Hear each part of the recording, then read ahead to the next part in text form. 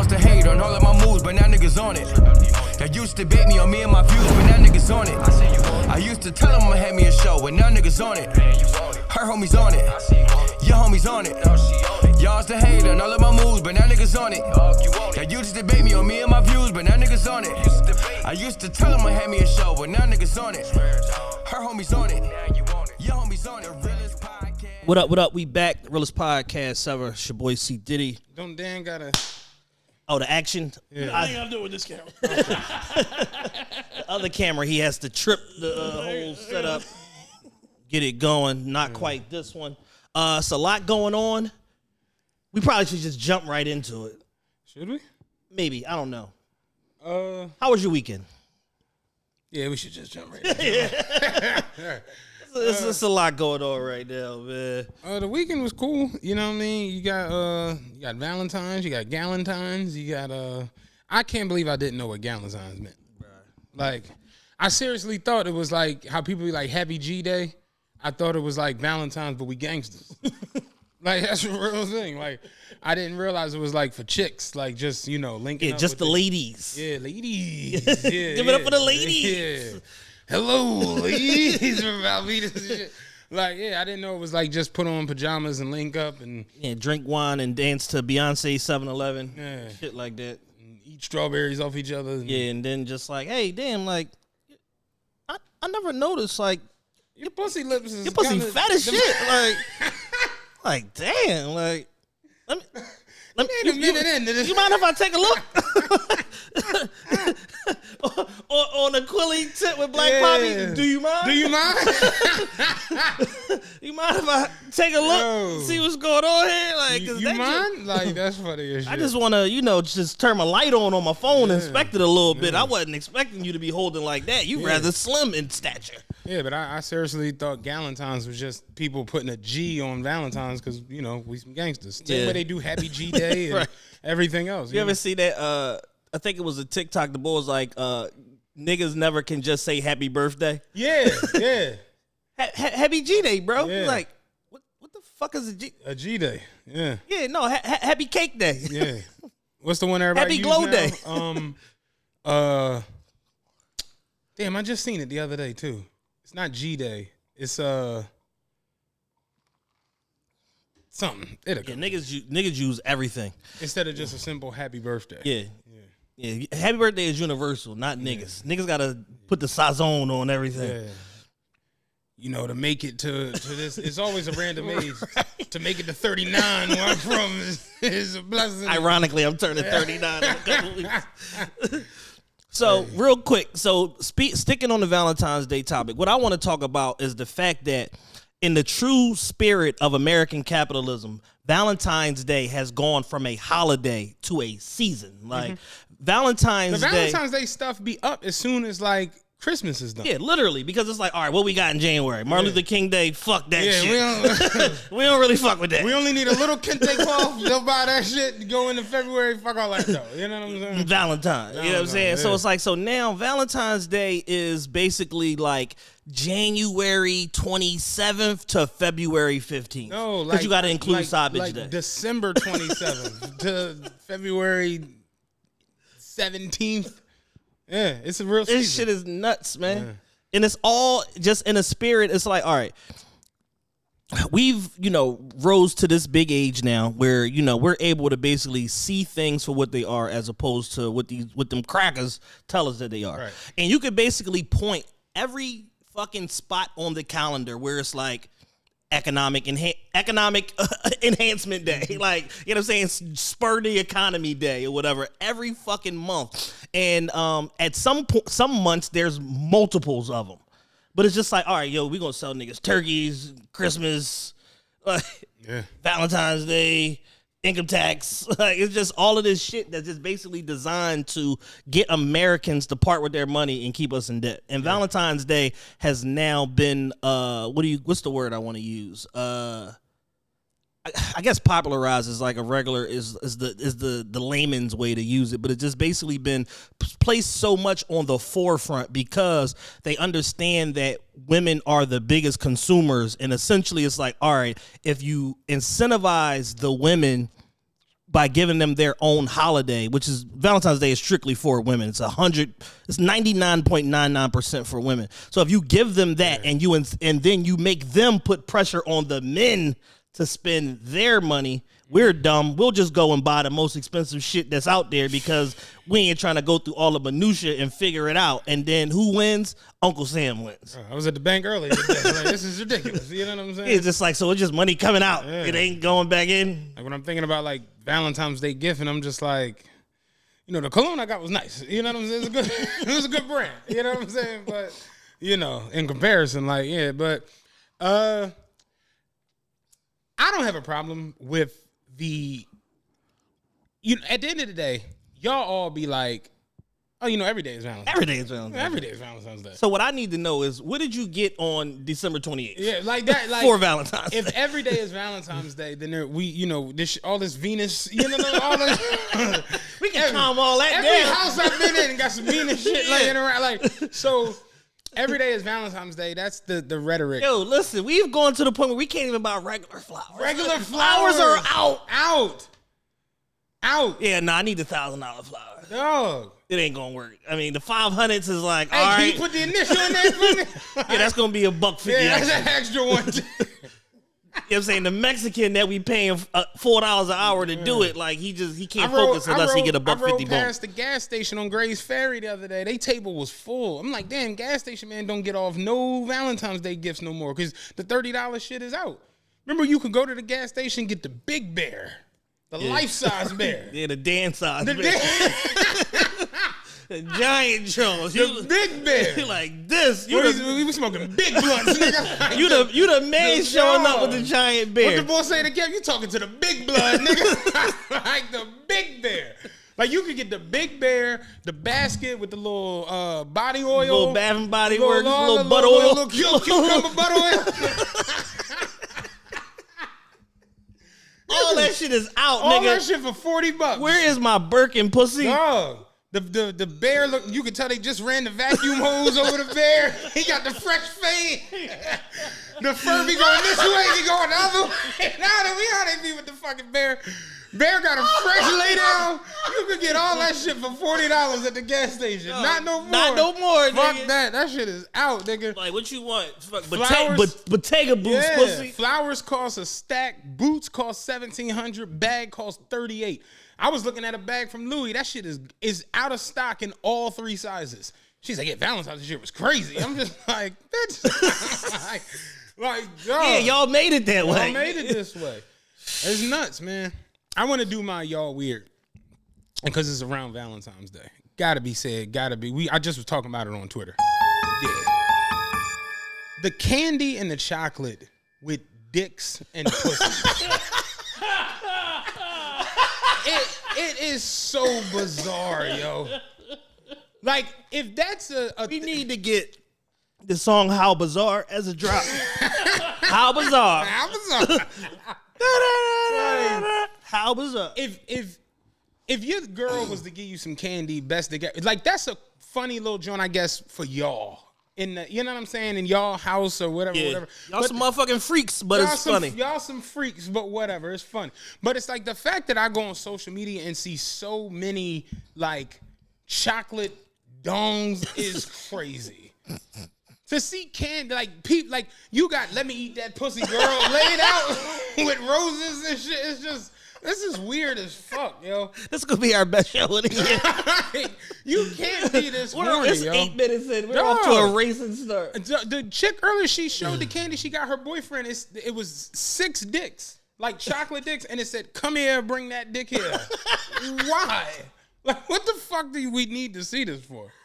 Like, Come here, bring that dick. come here, bring that dick here. Well, you have enough dicks for everyone right here on this display. Why you present me a box of chocolate dicks as a request for me to bring my dick here? More dick. What? It's already too much dick in There's the already too much dick in the room. So, yeah, I just see those Jones, and it's just like, y'all are strange. I just think that's weird and strange shit. Yeah. Best dick ever, best pussy ever, ass tastes like this candy, all them crazy ass notes and shit on. It's just, when did we get this, like, classless? I don't know if that's me. I don't mean Nah, being no, old listen. and approve. I don't know, but I just feel like it's a level of like whoreness. Yeah, we have no couth whatsoever. None. We have no couth as a people, and essentially, what has gotten to is the point where it's like black culture itself is kind of like turning into like a subculture. Yeah. Like meaning where it's like the original things that black culture stood for, freedom fighting, civil rights, equality, building your own economy, fucking group economic, shit like that. That has been replaced with come here, bring that dick here. Like everything that is like run up, get done up. Yeah, I'll like turn all this bitch up. the perverse shit about our culture is on full display. Like, don't check for me unless you got to check for me. like think about like the most popular segment of hip hop right now is drill music. Yeah. Like it's music about murdering people. The mayor of New York is literally like, all right, I'm about to ban. Yeah, I didn't even know this shit existed, but like we got to get this shit off the internet. The mayor of New York on the like, yo, how can we turn this city around? Well, we need to ban the drill music. Because the woos and the chos is out here wilding. Like, this shit is crazy. So, all in all, I just look at that shit is like, it's just kind of tacky. Yeah, and so it's like, again, if you do it and it's in your crib and you give it to your lady, you give it to you. Like, not true. If your lady come home, you like, I'm about to eat that ass like a Cinnabon on the bed in rose petals. That's cool with y'all. Right. But once you take a picture and post it, like, yeah, this is what I'm doing tonight, you are a strange boy. Yeah, you are weird. It's spooky hours. It's weird. I saw way too much of that shit this weekend. It's like, again, like you just said it, subculture shit. Like, this shouldn't be the norm.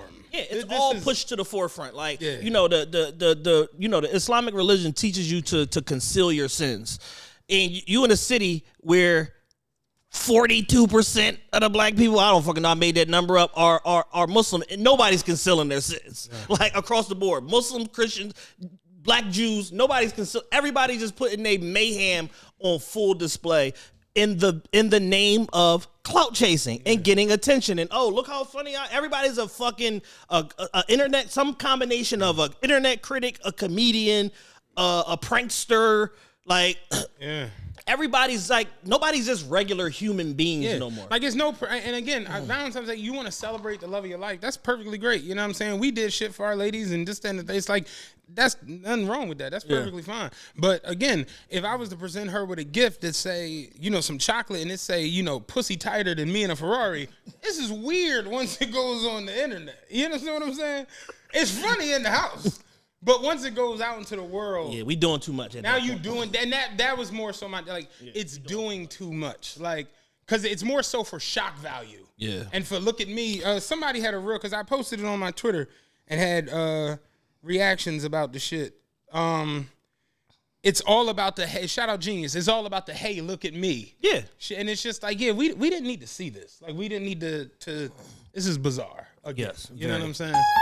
So yeah, that's my y'all week. All right, so I got it. Before we wrap up this Valentine's discussion, I have a very important question I want to ask y'all fellas. I don't think we've ever covered this in the 5-year history of the podcast ever. Let's settle the debate once and for all, even though nothing's going to get settled. But let's settle it once and for all. Okay. Is pussy a Valentine's Day gift for a man? No.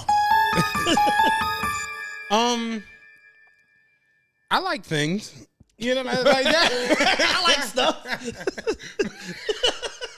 You liking stuff? You know what I'm saying? Remember when he gave Cal the contract on a Good Burger? And he was like,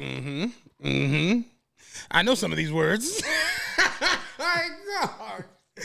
Like, yo, I like things. So it's like, no, it's not a gift.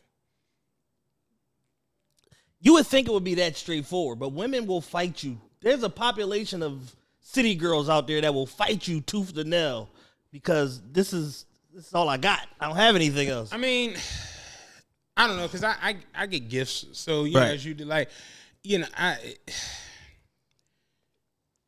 no, it's not a gift. I'm trying to trying to work up the other side of the argument. I'm trying to devil's advocate the situation, and there's no hell apparently. Like Yeah, I got nothing. You know what I'm saying? I got nothing. It is not a because dick ain't a gift. Even when the dick is the best dick ever, and you Right. bought me candy about You it, still want a you Birkin. still want a Birkin. Right. Best dick ever candy. Where's my bag, pussy? Like, so yeah, nah. Pussy is sex is awesome, but you know, like no matter how you dress it up, it's you know how you can buy like jarred Alfredo sauce and you can make Alfredo sauce. It's Alfredo. Yeah. So different tastes, but still Alfredo. I don't know if that analogy made any sense, But it's out there. but here we are. It's out there in the atmosphere.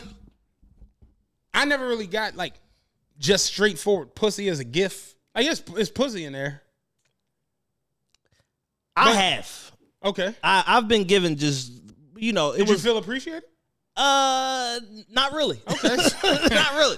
But you know, she was going. This is like a past relationship, like some years Right. ago. She was going through some things financially at the time for like I don't know 3 years. Yeah. And that was all she had. Yeah. You know what I'm saying? But you know, the pussy was nice, but it was just like, damn, I got this like last Thursday. Also, Yeah. Because every day is Valentine's Day. right. So with every day being Valentine's Day, like, I've gotten this gift before. Yeah, so there's that, because every day is Valentine's Day. It didn't feel as special. Nah, I mean, you know, again, I sex is awesome, and you know, the pussy is good, but it's just like, you know, I need some gloves. You know what I'm saying? I need some isotoners. Yeah, I need some isotoners. I need some new socks. Could have did something. You know what I'm saying? Give me some Ethicas. They Yeah. It's probably $5 for the I want to dress like Aaliyah. Go give me some boxer briefs so I can wild out here in the streets. How can you do it? You know what I'm saying? So yeah, no, it's not a gift. You know. But here's the crazy part though. A gift don't got to be expensive. And I think people forget that part of it too. That's completely lost. And because our culture threw that out the window. Because we've reached a point where Quavo bought Sweetie a Bentley with Icy on the headrest. So if you're not buying the Bentley, you know what I'm saying, with Icy on the headrest, Keep that shit. you know that umbrella and bag from Michael Kors, that's out. Yeah, that's gone. But the reality of it is, you can go get somebody a gift. I'm a real good gift giver. I like to think, because I really pay attention to like needs. You know what I'm saying? Yeah. That's just me. Like if we're let's say the podcast gets to the next level and shit. I know you like watches. You like watches and you want it, but you don't necessarily need a watch. Correct. You know what I'm saying? We get to a certain level. If you was to be like, yo, bro, I'm gonna pay for your knee replacement, I'd be like, wow, like this nigga really noticed my knee and shit. like that type of shit is, you know what I'm saying? Like I'm that boy. Like I'm thoughtful when it comes to like fulfilling a void. Because you can do that with gift giving, and it don't necessarily got to be some super duper. You can realize that your lady is super into, you know, her iPad when it comes to whatever the fuck, and you can go get her the Apple Pen. Right. You know what I'm saying? And that's $50, but it just changes the whole, you know what I'm saying, complexity of her daily usage of her iPad at work and everything. It's a lot of different things you can just go do. And the crazy part is you can make situations. Yes. True story. I keep all the birthday cards Lee's got me, our whole relationship. You know what my favorite birthday card is? The one year when we was like super fucked up, she made a birthday card that looked like a poker table and had chips and all this shit. And she really and that's my favorite. All these other cards is best dick ever and you know, and shit wrapped in plastic with bows and Martin Luther King and all this crazy shit. All them cards, Abby, shout out Abby. She make cards. Them Jones, the honey shop, like her cards is phenomenal. They dope. But to me, that card that she went and made, that meant the most. And that's what I'm saying. It's like you can create some shit. Now, again, me and her, like we have souls. Some of these hoes, some of these hoes are souls. Some of these hoes and some of these niggas is soulless. So you know, I ain't telling you to try this shit with everybody, but you can really give somebody a thoughtful, decent gift that will evoke some real deep emotion, and it might not even cost you a lot of money. You might not have to go get the G-Wagon. Right. Because G-Wagons is tough to get. Yeah, very. Yeah. So Valentine's Day, all of this shit. Again, it's all, I think social media, and I know I talk about it a lot, I feel like social media has fucked it up. Yeah, yet another thing that social media has ruined. Because if it wasn't for social media, we wouldn't have these best dick ever candies. We wouldn't have Galentine's Day, and none of this shit would be. It wouldn't be shown. One thing I can say that I appreciate about Galentines is that the ladies celebrating each other is much better than what y'all used to do, which was just hate. That and give yourselves gifts and pretend that a nigga did it, even though you don't have a nigga. Yeah. Or the one you have is doing 37,000 years in federal prison. Like that sort of thing. So it's like, so y'all celebrating each other, doing y'all little sexy little photo shoot, all that shit. That shit is much better than what y'all used to do. So you've made some progress here, even though you're doing it in the name of social media. Hey, one small step for man. For nigger kind. Yeah. Because Lord knows I'm done with you niggas. Yo, that's real shit though. Like that's really what it is and what it's about. So but yeah, end of the day, like I said, Valentine's, all these fucking what you call them, holidays and shit like that. They're all.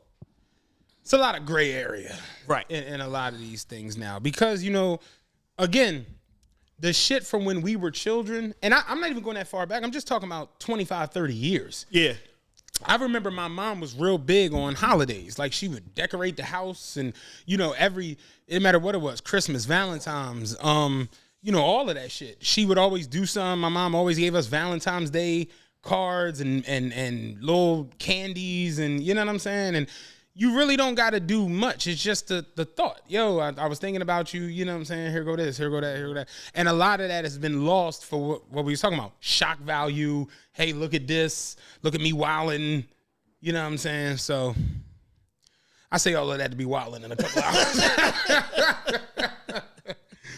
But nonetheless, that was a good 20 minutes, man. We don't have opening fun like that ever.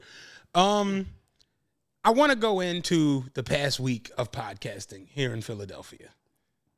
It's been a lot. It's been a lot going on. It's been a lot. I'm wearing my 5-year anniversary hat, done custom by Smash 215 and Tattoo over there at Rejuvenated Love. Shout out to both of them. Let's give ourselves a round of applause. You know what I mean? Yeah, we did 5 years of this shit. Yeah, man. Wasn't a straight 5, but it was Wasn't 5. a straight 5, but we got there. Our 5th year anniversary was actually January 17th of 22, but we couldn't have our actual show at Punchline until February 6th because of scheduling conflicts. And then we wanted to have a weekend that was kind of open, nothing going on really. Yeah. So we had the show. Before we get into the show recap and everything that went down, I do want to give a shout out to Lee. Ran around like a chicken with her head cut off the entire night, handling our merch. We didn't realize the merch was going to be that. I guess I didn't realize it was going to, because it was 2 tables, and it was a lot of merch. A lot of shit. And, 100 hoodies don't sound like a lot till you got to unbox them motherfuckers.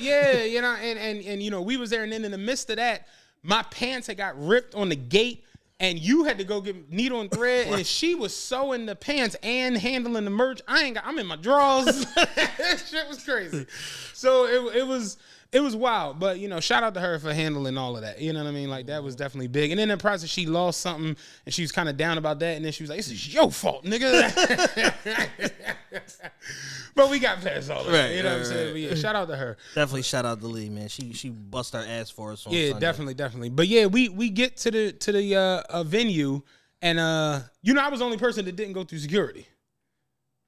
Yeah, because I definitely did. She listened, because I actually had my joint in it. Because I ain't go through that shit. I ain't want to leave it in the car. But she was like, bro, they was in Chad bag and his fucking hoodie in it. I'm like, yo, this is my show. Like, y'all never heard, like, artists don't get touched. Like, they had Dan outside. She was like, are you waiting for somebody named Daniel? I'm like, I don't know any Daniel. She was like, it's a big guy. I'm like, oh, Big Dick. Go get Big Dick. Like, what the fuck is you doing, huh? Go get Big Dick. But, yeah, we got there. We got there relative. It was funny because Chad was like, yo, we going to meet there at 6:30, set everything up. I'm like, bet. No, say no more. I leave out the crib at 5:55. I get down there. I'm parking at 6:28. Where you at? And I was like, where you at? You was like, I'm leaving the house. I'm like, what the fuck? Then proceeded to get stuck in the worst Sunday 76 East traffic in history. Like, it was just fuckery after fuckery. Accident, car pulled over. Accident, car pulled over. And I'm just like, yo, there's nothing going on today. There's no Sixers game. There's no Phillies game. There's no Eagles game. Like, where are y'all going? One thing I've realized about up here is going down 76. If somebody pulls over, the entire expressway. Oh, it's toast. You talking. He just checking his phone. He just on the highway. This bitch sent me No. one more motherfucking message. He on the shoulder with it, and motherfuckers is the whole John is fucked up. Yeah. So I give you that. But anyway, we get there, we start setting up the merge. Boom, boom. Like I said, I ripped my pants on the John. I'm frustrated. I'm like, what the fuck? Our fans are. I love them. Yeah. I wish they were a little bit more like niggerific. Yeah, like, come at 8. Come at 8. I know it says 7:30, but bruh. Yeah, come at 8. Motherfuckers was trying to come in that joint at 7:05. And security was like opening the door, like, oh, you know, we not opening the gate till 7:30. Motherfucker, yo, Matt, yeah, it's me, boy. I'm like, this is ridiculous. It's like, we're not touching the stage till 9, well into 9 o'clock hour. But yeah, man, people literally at the doors open at 7:30. I'm gonna keep the buck with you. At 7:45, it was 100 and something people. Yeah. You know what I'm saying? Shout out to everybody who bought a ticket, who came through. We had 300 motherfuckers there. It's dope to be in a situation where we can do a private event literally over a month ago, Yeah, little month over and a a half month ago, ago. and sell out that 200 tickets, then sell this bitch out 300 tickets. Like that's real love, and we appreciate y'all for that. So give yourselves a round of applause, you know what I'm saying, just for fucking with us and rocking with us like that. Like I said, people started piling in, and it was hectic. You know what I'm saying? Yeah, You had yeah. kind of showed up, then the number was late. I mean, the number was wrong on the Apple Pay, John. It was just a lot. Yeah, it was a lot going on. But we got through all of that. We actually shout out to One Fam Radio, man. Shout out Corey, Cassine, all of them. We had them on stage opening. We was like, yo, me and Chad went back and forth, and we just was like, what do we want to do for this show? Like, do we want to do guests? Like, we just had Mona, shout out her. We just had her at the art gallery show. It's like we brought up Slap Rock. Shout out Slapping him over there at Sipping with Slap. We brought up Kev coming on stage. We brought up Morgan Cephas and the councilman. And it's like, you know, we just was going back and forth. Like, you know, we brought up Tom Flies. Like, you know what I'm saying? Like, me and Chad was going back and forth. Like, for a couple weeks. Like, how do we want to go about this? And then ultimately we just was like, yo, we've never gone on stage, just us. Yeah, the best way to give people the most balanced show where they get a little bit of everything is if it's just us. Because if you have a guest, whatever they're good at, you got to highlight that as a host. Right. Whereas if it's just us, we ain't really good at shit. We good at talking shit. So we Yeah. just gonna talk shit for 2 hours. You want dark niggas. You want to talk some shit, nigga, we here. But And that's what the fuck we did. right. So we just ultimately was like, yo, we want to have a little bit of and it really ran like a real show. Shout out to DJ Caution, because he was excellent. Caution, he's DJing. Dan was over there with us. You know what I'm saying? I was fucking it up. But it really ran like a real show. Like, we had an opener. Everybody was eating their food, getting their drinks popping. Then the opener went off. Caution was doing his thing. You had a little intermission. People could go to the bathroom, do a little coke. You know what I'm saying? It was definitely Treat your nose. Treat your nose. There's a little of that going on. You know what I'm saying? Like, it, you know, go do your thing. Then we hit the stage. And I ran out on my bill. Thank you, Dad. It's fucking You part of talent. You shouldn't have been paying. you that should have shit been. no I way. don't even know why the fuck you had a bill, but whatever. Fucking, we hit the stage around 9:10, 9:15. Like I said, One Fam Radio, they opened for us. I think that was their first time on stage. Yeah, actually. at a live show. Yeah, and they was funny as shit, man. They was like, they did their thing, man. I was listening to their show the other day. They were talking about the glory hole shit. They, oh my god, they are ridiculous. But yeah, man, shout out to them, man. Like, they, you know, Corey always fucked with us. I always fuck with Corey back. Like, you know what I'm saying?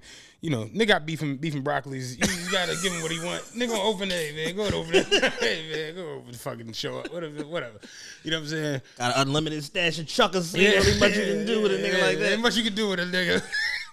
Nigga get his hand on some brown chuckers. That nigga's trouble. All right.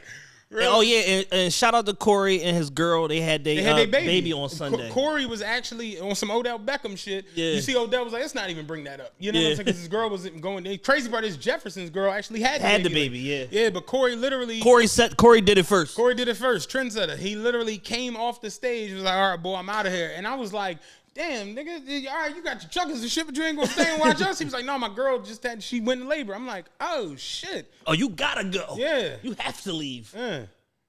You did your 2 drink minimum though, right? Okay, cool. Okay, cool.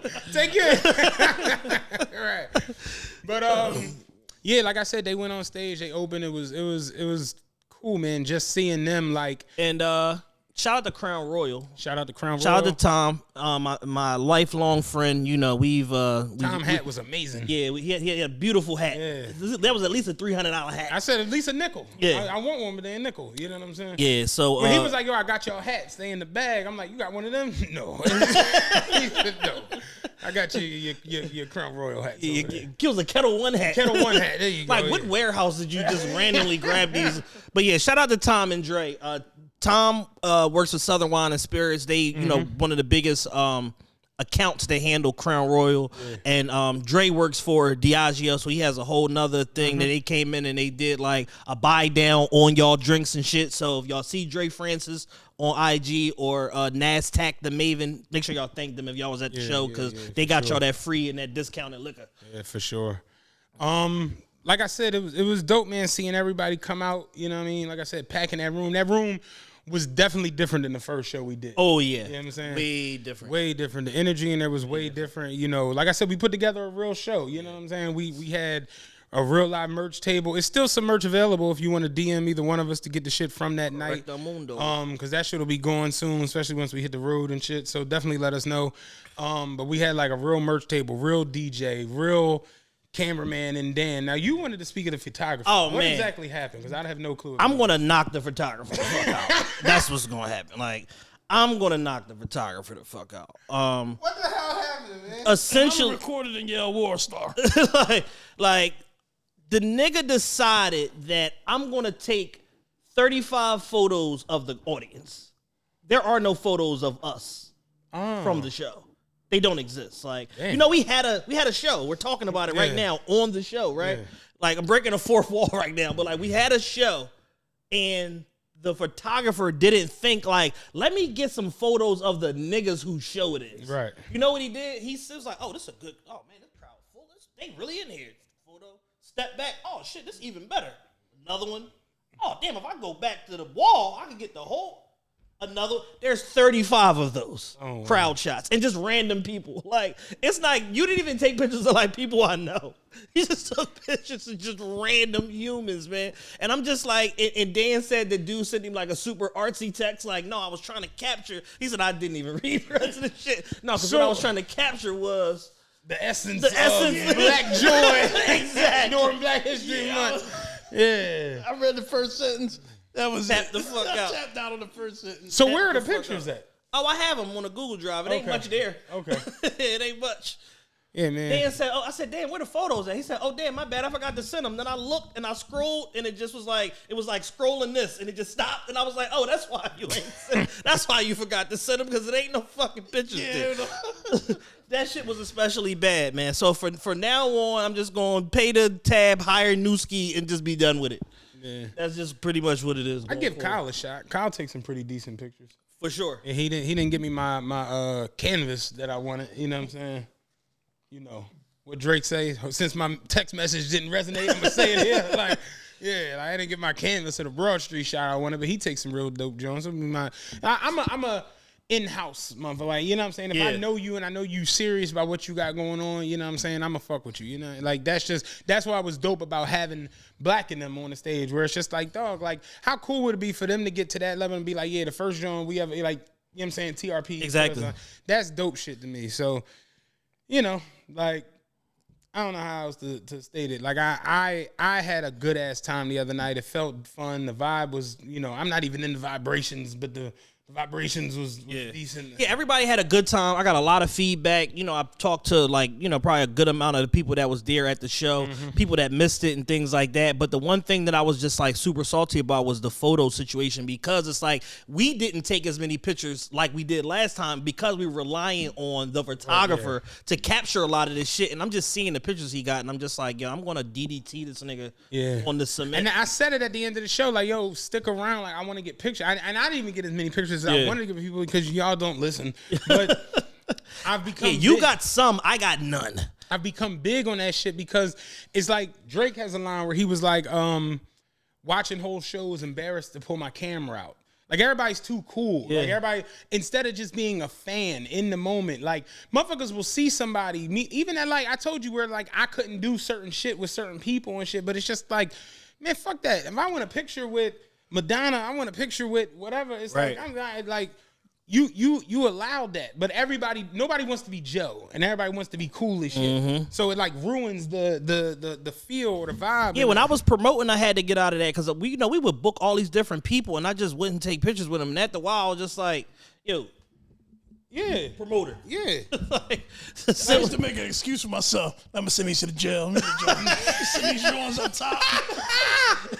gotta talk yourself into something that you entitled to. Like, yo, we paid these motherfuckers. Yeah. At least we can do is get some photos. No, my best friend doing triple life. Let me say these Jones real quick. You know what I'm saying? You know, we straight up G's, right? Like, Look hard in the camera. look hard at the camera, nigga. Like, that's funny as shit. But yeah, I had no clue the photographer was that bad. I was kind of wondering because neither of y'all sent me anything. So I was like, I'm hurt about it. Like that shit really, like, I was really like in a sunken place for like a day about it. Just like, bro, like, this is our 5-year anniversary. Like, I was basically counting on these pictures to be able to help promote the tour and this and this. Like, the nigga just floundered on us. I just completely just didn't do what the fuck he was supposed to do. That shit hurt. Yeah, and I'm mad because the way I was set up, I could have just brought my other camera and just Exactly. damn so. hey. So yeah, I'm gonna have the Asians. like I said some months ago, Asians. Like, I had to go down to Art Institute and get me an Asian that can do some photography and some backup videography, because we're gonna need recaps. Like, Dan's gonna shoot the shows for the tour, but we need like backstage footage, fucking recaps, the line, all that, vlog shit or whatever like that, right. too. So it's like, we're gonna need somebody for that, and then you need somebody to shoot pictures, and you know what I'm saying, all of that. So I'm just like, yeah, like, we just gotta find like another guy. Like, what last Sunday's show showed me is that we have to staff up. Oh yeah. We have to staff up. We need a brand manager. We need like an assistant, a brand manager / assistant. We need like some like technical interns or like technical workers, meaning like video, photo, shit like that. And then just a general person to help out with like odds and ends, running the merch table, shit like that. Somebody's not going to steal. We need a roadie. yeah, we need a roadie. So all in all, we need to hire like fucking 3 people. We're going to collectively figure that out within the next month and a half before we start embarking on this tour. We're going to have to figure that out because we really, really like need people. We need help. Yeah. This shit is growing a lot faster than we anticipated. We sold like 60 to 80 pieces of merch or something like that on Sunday. Like, ridiculous just amount of transactions and stuff like that, not to mention all of the other back and forth and we need you here and come do this and blah blah blah. We could have had people that could have did that shit. Real shit. Like the running around of doing a show. I don't know if anybody's ever done a show. That shit is work. We was all burnt out. That's why we didn't do a show last week. I was explaining it to my homegirl the other day because she's like, yo, is y'all not recording? I'm like, yo, I ain't gonna hold you. We were supposed to record the day after the live show, and both of us just, I was looking at my phone. I'm like, I hope Chad don't text me.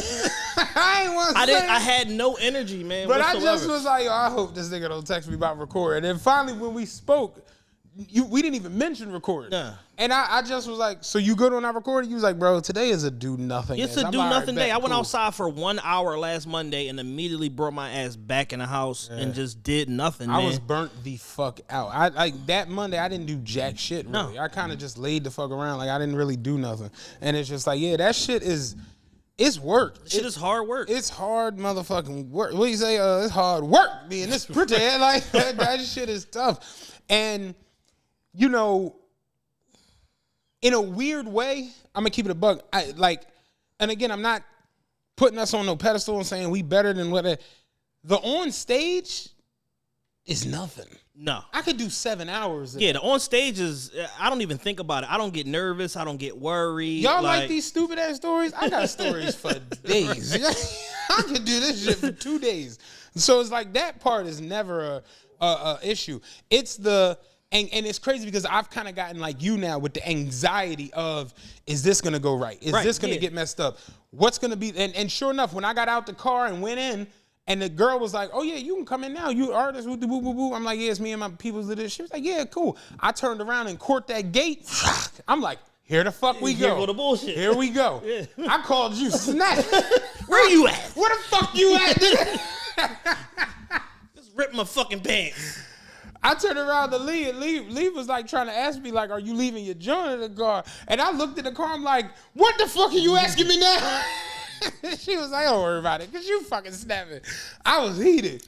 And it's like, yeah, that anxiety of the minutia of the show. And I'd explain that, like, you know, I was like, me and Chad are stars. Like, the stage part. The stage is easy. That's effortless. Like, The stage is easy, especially when you already set the table for what people can expect. Like, Right. The precedent is already set. Like, y'all are here because y'all already like what we do. We not coming out here to try some other shit. This is not this is not Lil Wayne fucking doing 97 mixtapes and then coming out with the Rebirth album. No. This is not us trying out no new shit or trying to figure nothing out. You didn't come in the green room like, look, big dog, we're counting on you tonight. We're going to need you to do a backflip. I ain't work no shit like that. So it's like, yeah, no, I'm doing what the fuck we do. Like, how good is your juggling? Have you ever been on a unicycle? Like, it's not that. It's what we do already. If anything, like the stage elevates like the performance level. You know what I'm saying? So yeah, it's like the performance part is nothing. It's all that other shit that, you know, that we basically need people in place for to troubleshoot for us to where we can just show up, be artists, collect the money, and go the fuck home. Dan just add us in pictures on Instagram. I know it's the worst picture. Dan will take 15 pictures and pick the worst one. I took like 35 before. and then post the one where we both look kind of slow. Like, this should be crazy. I ain't look at it yet. But yeah, we went on stage. We talked about Black History Month and how I'm over it. We talked about your Tinder swindler story that has swept the entire city. It's blown the fuck up. Yo, listen. Your live Tinder swindler was it? Because it set the table. Yeah. And that's a lot of what we've begun to do now on the show. Like, we set the table and are ahead of the curve on a lot of shit, and then it unfurls, and then we get the credit for it. Right. So I don't mind being early on shit because we understand culture better than probably 97% of people out here that's in media. It's very interesting because we digest a lot of fucking content. Shout out to Kev. We was at the gun range yesterday, and we were talking about, you know, the Amex that just came out with the black artist who did the joint. I went and got it. And then we started talking about art. And Lee was like, yo, I really like that painting that you got for your daughter. And he was like, yeah, you know, he was like talking about like tastemakers as far as not being popping with a bunch of dumbass ice and 18 watches on and all the nonsense with their BMs and shit, but like just tastemakers for like dope black culture. And he was like Pharrell, Pusha T, and Swiss Beats. Yeah. And Swiss Beats more of like an architectural influence, and then Pharrell and Pusha T with like the urban fashion, like how Pusha T might have been the first person who I can like actually remember with like the camp collar shirts and shit like that. And I always, when I finally bought an expensive one, I was like, yo, I see why Push. Right, they could never dress this well. I get it. Right? You know what I'm saying? And we was talking about that, and just like, you know, how he was talking about what page he follows, and I was like, yeah, I'm starting to get more into that space where I'm looking at like this blank wall in my crib, and I'm like, you know what'd go good right there? An abstract art. You know, an abstract piece of art, or putting this here or whatever. And we just was talking about shit like that, and like the influence of dope shit in and around the culture. You know what I'm saying? And it's dope to bring these people together, like to have that collective of, like, shout out to Morgan. Morgan was like, yo, y'all had like real life council women in the audience. One of them wants to come on the show. You know what I'm saying? Happen. Like, yeah, we got to make that. It's just like being able to be in a room where I can get up here and tell y'all about when I was on the news and look ridiculous. You know what I'm saying? And you can tell you're down bad with Chad live, and then we could discuss Power 2, you know, or Power 3, whatever power they on. Power 19. Yeah. Then my stupid ass Walnut Street story that has somehow swept Twitter. I like swept it. Yeah, like, and then, you know, people for me is like, yo, that story is fucking crazy the way, and I'm just like, and that shit was real life. I lived that was shit. Friday night, nigga. What the motherfucking? One somebody was like, yo, you need to make that like a short film, and I'm like, what? Like, but yeah, man, it's dope to be able to do that and bring all these different creatives, and it's a lot of people in the audience who are creatives, who do their own, you know, podcasts, who do their own poetry, their own music, their own DJing, their own art, their own clothing, their own novels, their own, you know, it's selling pussy. Is, you know, you artist. You know what I'm like? It's just what it is. So to bring all these creatives together and then get that response from everybody. And I want to also give a shout out to Punchline and the bartenders, because whatever they put Oh my in them God. drinks. Fetty. I thought it was LSD. Like, I was like, because everybody was roasted. they had to get everybody had the giggles. Then you had the select few that wanted to be a part of the show. Yeah, shout out to Deke for his honorable nosebleeds. Yes, Deacon Sachi with the honorable. Sachi talking about some, yeah, man, Deke like, yo, you sit in the back with me? I'm like, well, I gotta sit in the back because you don't know how to fucking act. And the crazy part is Deke sat in the back. Then that was, who was it, Corey and all of it? Yes. It's like, y'all gonna be in the honorable nosebleeds next time with Yeah, Deke. no, listen, Corey, you're done. You're done. Like, I went through jumped through a bunch of hoops to get those tickets from someone who shall remain nameless that had VIP tickets, and I sold them to Corey, and Corey decided that he wanted to be a part of this show. Yeah. He thought this was motherfucking Reggie and Buddy Love on the Nutty Professor. Yeah. He wanted to be. Paul Mooney had a show. bit about where he was doing it, and like somebody in the crowd started like talking and coming, and he was like, "I blame Oprah for that. Oprah made y'all feel y'all were important. Put your fucking hand down. This is my show. Put your fucking hand down." Like, yeah, man. But Corey and Keisha that was bugging, man. It was funny, like just like listening back to it. It's just like, all right, you know what I'm saying? This was ridiculous. Right, pipe down. Yeah, pipe it down over there. But I thought it was funny because Deke was like, yeah, I got to be in the honorable nosebleeds this time because I was wilding. Yeah, Deke banished himself. Deke straight banned himself from the front of the show.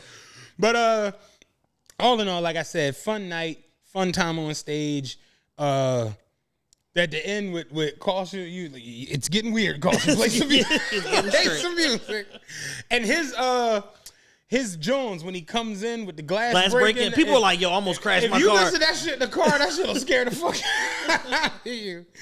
But like I said, man, all in all, fun night. Shout out to One Fam. Shout out to Punchline, the drinks, merch, you, me. Yeah. Big Dan, the photographer Daniel, that I'm going still off on. The vac shit kind of clipped like the last couple tickets. We probably lost. The venue cap is 320. We probably lost 80 people. we did 300 and we still lost 80 people, even though the cap was only 320. We probably could have done 400 without that vax, easily, John. Because people was hitting me like, "Damn, I gotta be vaxxed. Like, I really gotta be vaxxed." I'm like, "What the fuck?" I ain't gonna hold you. The fallout from all of that got my wheels turning to where I'm kind of like, there's no Philly show on a tour. But I think you're going to agree with me. I'm tinkering with the idea of, because there's a couple weeks in there where it's like, basically like the way the tour is set up is like every week there's a show. Mm-hmm. And then there's no more shows. It's a wrap or whatever. And they're pretty much all fleshed out except one that I'm still trying to nail down. And I got to get on a call and get that done today so we can, because we're announcing tomorrow. Right. Ticket sales and all that tomorrow, February 15th at noon. Check our social media. We're going to have the full tour rundown, dates and all of that shit. What's going on? Funniest part is I thought, because my homie was like, yo, when y'all announcing the John for the shows, yeah. I'm like, shit, we doing it today. And he was like, no, it says something about February 15th. I'm like, yeah, that's today. He's like, nigga, today is Valentine's Day. It's the 14th. I'm like, is it? He was like, how much cheating have you been doing? I was like, no, you absolutely right. I was like, damn, for some reason, because my days off are scrambling the fuck out of me. He was like, how much cheating have you been doing? So I'm tinkering. Idiot. And y'all can give me direct feedback. Reach out to me on IG. Reach out to Matt. If y'all want it, we will do it. I'm tinkering with the idea of doing another private show. I was having a conversation with hookah. With hookah, let's really make it a vibe. Dan, like, yeah, you can only buy hookah from me. Right, for sure. Tickets for the show, $50. How much a hookah? $200. Yo. So I'm like 50-50 on it right now. I kind of almost feel like we have to do it. If we do a hookah event, that's gonna be ridiculous. It's not gonna be hookah driven. I mean, these niggas, everything is hookah driven. So yeah, let me get a strawberry nigga mint twist, double banana cognac, Ciroc Boys special. Oh. So I'm thinking as like a flash show, because people were kind of disenfranchised by the vax shit. For Philly, we'll find somewhere big enough to accommodate everybody. Probably like a 400 cap, but somewhere to where we could like kick back, cut loose. It ain't as rigid and structured as like Punchline, and we will add that. Because if not, then Philly ain't getting the show till motherfucking July. Yeah. And I think that we probably shouldn't cheat the market that way. No, hell no. Being as though it's our biggest market. Yeah, nah. Philly, like the love we've received in the last couple years has just been outrageous. Like, you know, like I told you, people just coming up to me, people hitting me random. Like it's wild. You know what I'm saying? I'm definitely with it. I was talking about that shit today. My homie was like, so y'all really not going to do another Philly jump for like the rest of the year? And I'm like, I honestly, like, I want to do like another one, like just sporadically on some, like the way we did the art gallery, because it was it was fun, but it was like we didn't really get to like cut loose in that joint because the food situation and shit was happening. Shit was happening, right? And I'm just like, I kind of want to have a joint where it's like we got a lot of food that's there early. Yeah. We got a lot of drinks. We got Dan, go ahead and tell him. Hookah. Most importantly, hookah. Yeah, most importantly, hookah. Nigga mint strawberry bubble yum twist and double bazooka Joe. Yeah, and just have a overall like real. It's a good time. Yeah, real chill, John. Because Punchline, while I like the setup, it's rigid as fuck, man. I ain't gonna necessarily say it's rigid. It's just the fact that it's a Live Nation room. Yeah. So it's certain things that's gonna pop, certain things. Yeah. So giving y'all like a peek behind the curtain. We normally do this on Patreon. Like we talk about the shit, so we talk about it now. Like we have to do those type of shows, right? Like in order to establish a record of sales history, gate revenue, all of that shit, so that we can position ourselves to tour and like because that allows us to go into other Live Nation venues very easily when you already have a record of sales. There are a lot of real live, like I'm talking about blue checks on social media that can't go in that room, put 300 people in there and show up with 2-3 sponsors behind them buying up the bar and shit like that. So to be able to do that, Live Nation is like, well, damn, y'all niggas y'all some local niggas. Yeah, y'all come whatever fuck in y'all the words want. of Kanye, and y'all can come generate $12,000, $13,000, $14,000. Then you looking like, oh, we did a show on our own that generated 21. You know, you can do shit like that, and then they like, well, damn, all right, what room you want? Then over there, and we can go here and go there, and you know, it's all like Chad saying. That's why I fuck with you the way I do. Like the pieces to the puzzle. Like you got the pieces, and once you figure it out, you like, oh, this go there, they go there, they go there, and then boom, boom, boom, the puzzle done. And that's kind of how it is. And you know, I was having this conversation with somebody the other day, and we was just talking about podcasting moving forward, especially for all of us coming from like the independent aspect of it here in Philadelphia. I got a take on this. I'm gonna let you go first, but I for sure have a take on this. But I was more so saying how people might look at me and be like, Matt's funny, Matt's ridiculous, Matt's storytelling, this, that, and the third. And my one homegirl, she said it the other day, was like so poignant. She was like, your ability to tell a story and Chad's ability to play off of you in the story is excellent. Then on the flip side, Chad's quest and like desire for knowledge and understanding, and then your ability to play off of that, it's like y'all are the perfect yin and yang. And I'm like, here's the part though. It's like, yeah, I'm funny and silly, and can in those live situations I can kind of lead because I know I'm coming with a ridiculous story or I got a ridiculous thought or whatever. That live show shit don't come together without, like, you know what I'm saying? It's like you're a behind the scenes money managing. That's you. That the exec shit. Now all the shit I don't want to do is you. And I was saying it the other day where like, when you can have that perfect blend of on-stage ability and the behind-the-scenes work, this is why a lot of podcasts and a lot of fuck podcasts and just businesses in general. Because you told me this shit 4 years ago where you was like, we gonna build this content library, then we gonna start scaling this business. And I didn't know what. I'm like, so we got to get like a T-square? Like, you know what I'm saying? Because I'm like, what the fuck is he talking about? But understanding this is brand equity. This is how you build relationships in this market with this person. And I look up and I'm like, damn, we got Veli working on our tour. We got Crown Royal backing us. We all the time. And I'm just like, damn, like it actually come to fruition. And it's like, yo, what a lot of these businesses is missing, what a lot of these podcasts, not even, like I said, not even podcasts, just business scaling in general, a lot of these things are missing a guy or a girl who can get it done. Yeah. So shout out to yourself, man. You know what I'm saying? No, that's real. Like, we don't give each other flowers enough because I know I can get on, like, not trying to be funny, I know I could probably do a one-man show on a stage. Like, shout out, I was telling Slap the other day, like, dog, you did a one-man on Broadway. Like, you're a legend, low-key. So it's like, yeah, I know I could do a one-man show where I get on there and just tell stupid bus stories and act a fool, but it's like, who do I call for onion rings? You know, like, I don't know where to go in these situations. So it's like, that's what a lot of things out here be missing, is the ability to not only deliver content, but deliver an experience. Right. So shout out to us, shout out to you, shout out to everything, man. Yeah, thank you. That's real. My take on the future, like podcasting moving forward, is if you don't have a tight live show, you're finished. It's not enough to be. And our live shows ain't as tight as I'd like them to be, but we're getting a lot better. But the thing is like, if you can't, if people aren't interested enough in you to mobilize and come to where you are, you're done.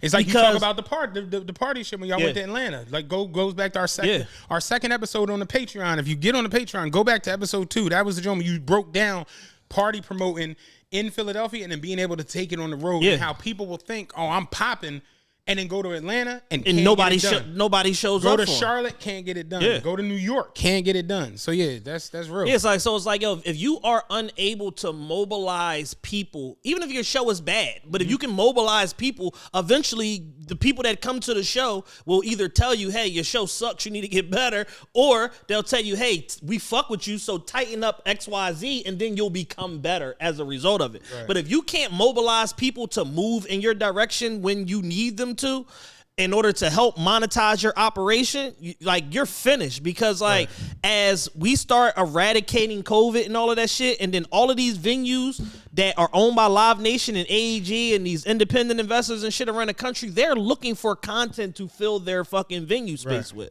So if you're not in a position to be able to put on a fucking live show and entertain people for an hour to, you know what I'm saying, for 60 to 120 minutes, like, you might as well pack it the fuck up and stop doing this shit for real, because like, you're going to cheat yourself out of so much fucking revenue, because just sitting here on a couch in front of the fucking camera is not going to get it done, unless you're one of those people that's in that YouTube community that's committed to live streaming, and you're down to do 4, 6, 8, 92-hour streamathons and shit like that, fucking begging people for money. Like, that's the only way you're gonna be able to make it work. But guess what? That money doesn't happen in real time. That money, you gotta wait 90 days for that money. Right. Like, and honest content creators, people like Kevin Samuels, people like the lead attorney, talk about this. Like, all right, you give me $150 now on a super chat. Great, thank you. I appreciate it, because it all helps. But guess what? YouTube gonna take their piece. The payment processor gonna take their piece. I might get $100 out of that $150, and I don't get it till 3 months from now. 92 days. You know what I'm saying? So it's like, whereas if you can do a fucking live show, guess what? I announced a live show on February 14th. My live show is on March fucking 31st. Guess what the fuck happens? I get paid every day leading up to fucking March 31st. When we did our show at the Art Gallery, that was, what was the day we dropped the tickets? December? No, it was November something. November something. Yeah, it was November, whatever the fuck. It was the week of Thanksgiving. I know I was in New York when this shit happened. Yeah. Excuse me. So we dropped our tickets. We was like, yo, first 50 tickets going to be $50. We dropped them tickets at, I want to say it was like 11 a.m. Because I remember I was coming out of Bloomingdale's. And everybody started hitting Jules and shit. Like, yo, man, what the fuck? I can't get through to the ticket. I'm like, oh, y'all got to take y'all the shit off. Remember the pop-up blocker. Pop-up blocker and shit. Literally, we sold the first 50 tickets in 20 minutes. Yeah, in minutes. And then you was like, damn, because of the pop-up blocker, you know what? Because we was going to do 50 for 50, 50 for 75, then 100 for 100. You was like, I'm going to take 25 out of 100, and I'm going to sell them for $50 too. Put them up. Them shit sold that day. People started going into the $75 Jones that day. They got ate the fuck up literally by like the next morning. Right. The next 2-3 days, the $100 Jones. And I was just sitting there, and we sold it. It was all done in 4 days. And I just was to myself like, bro, We just sold 75 tickets for $100. That's $7,500. We just sold 50 tickets for $75. And I'm just like, then we sold 75 tickets for, I'm just like, I made like 16 grand in fucking 3-4. And it's just like, that's what you're talking about. Like, that's how fast live show revenue can turn. And then once you factor in like everybody, sponsors coming in. And here's the thing. Again, peek behind the curtain. Anybody that do business with me that's dealt with me on any of these recent live shows, guess what? I pay in full and I pay in advance. Ain't nobody waiting around owed no motherfucking money after the event. We'll take the door shit. We'll worry about it. We'll deal with that. Everybody gets paid. Like everybody's we ain't paid. hate nobody but no up front. Then you get the second half. No, it's none of that. Like when we took our pre-orders for our because the pre-order merch game is like some tricky finagle shit to it also. But like when we took our merch pre-orders, that was just an idea. Shout out to Lee that Lee had. That was like, yo, y'all already put the money out. Why not chase some of y'all money back, being as though you already put it out? But I had already spent $4,000 on merch at that point, so we was just chasing our bread back. That wasn't like, oh, we gonna use y'all money to go fucking put the order in, to pay caution. It was none of that. Like everybody gets paid in full before they walk in the door. It ain't no confusion. It ain't no, well, maybe this, maybe that. Like, hey, this is my rate. This is what I can fucking pay. I'll pay you in full in order to accept my rate. You cool with that? Bet. When we did the show with Mona was paid in full 4 fucking weeks before the event. At that point, all you got to do is show the fuck up. Right. The food was done. The merch. Everybody was put out $2,000 for the merch. All that shit was done. Everybody, you know what I'm saying? Like we do. I pride myself on doing good fucking business as a representation of me, of you, of Dan, of this whole fucking operation that we're building.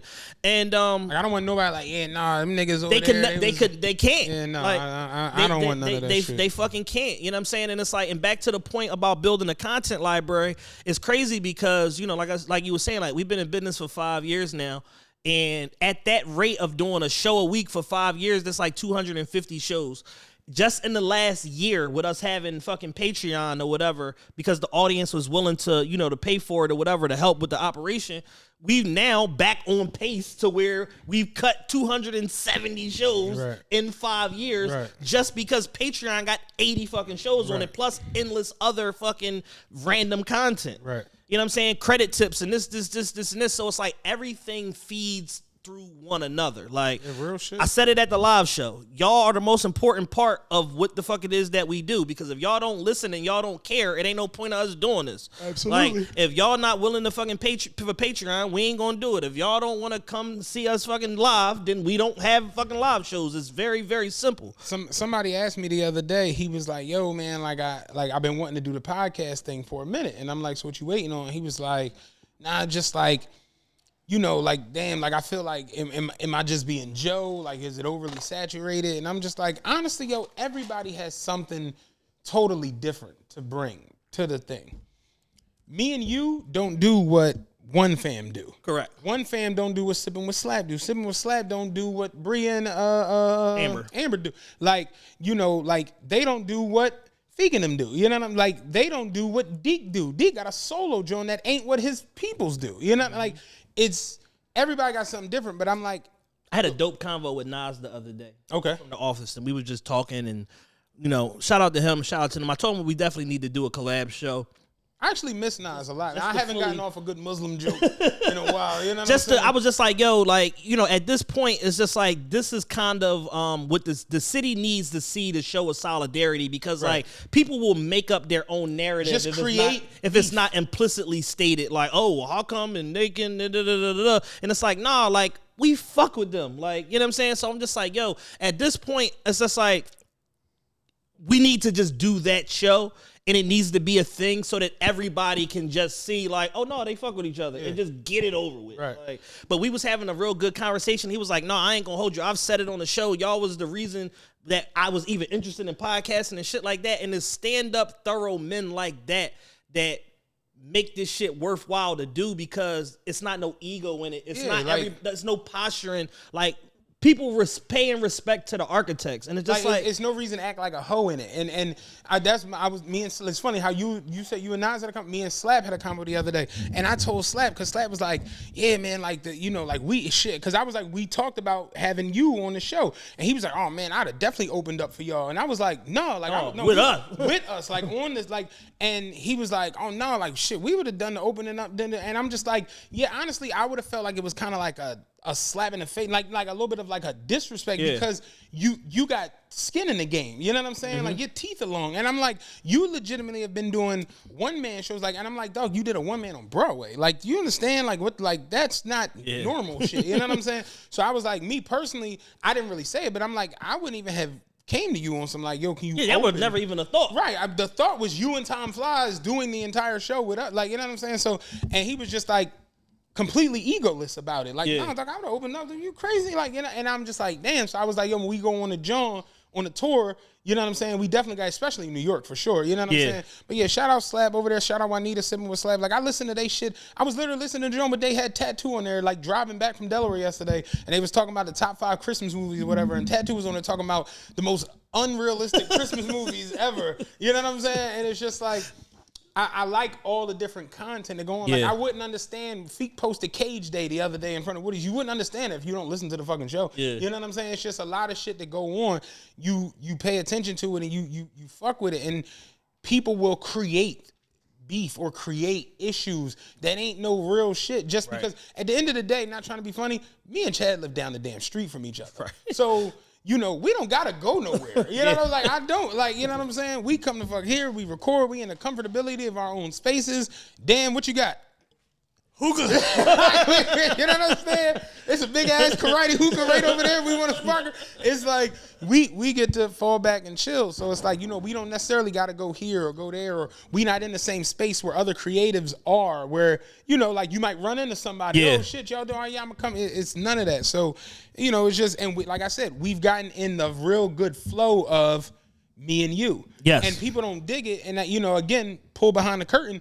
When a lot of these people come on here, that's like a real live setup thing. That's not like come through and no, that's people reaching out to us. Like, no, I'm trying to promote XYZ. Yeah, shit. Y'all got 80,000 downloads, motherfucker. I need, you know what I'm saying? Like, you know, so that's like a real live reach out whole thing that go on behind the scenes. You're like, we got an upcoming interview, you know, with DJ A Boogie, because he's a pillar of the city. He's somebody that checks every box.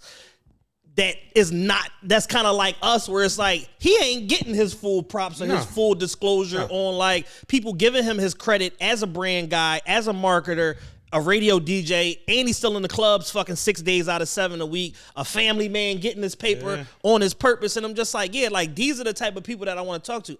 Sorry, rappers, I don't want to talk to y'all. Y'all not that interesting.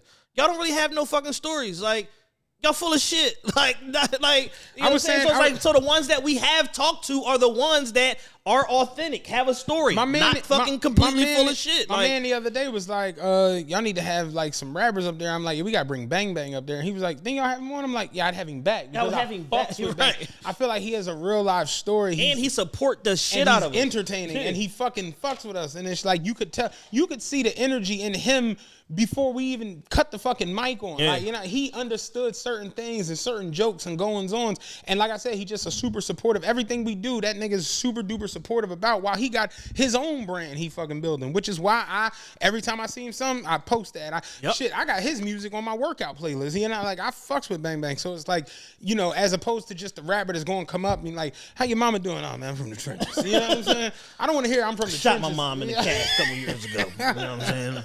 No, he's from the trenches. This was tripping. You know what I'm saying? I had to clap her. Yeah. Been on my own ever since.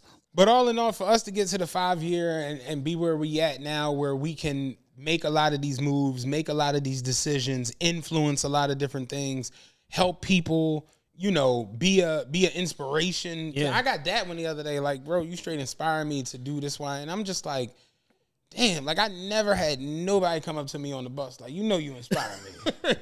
Your bitch ass.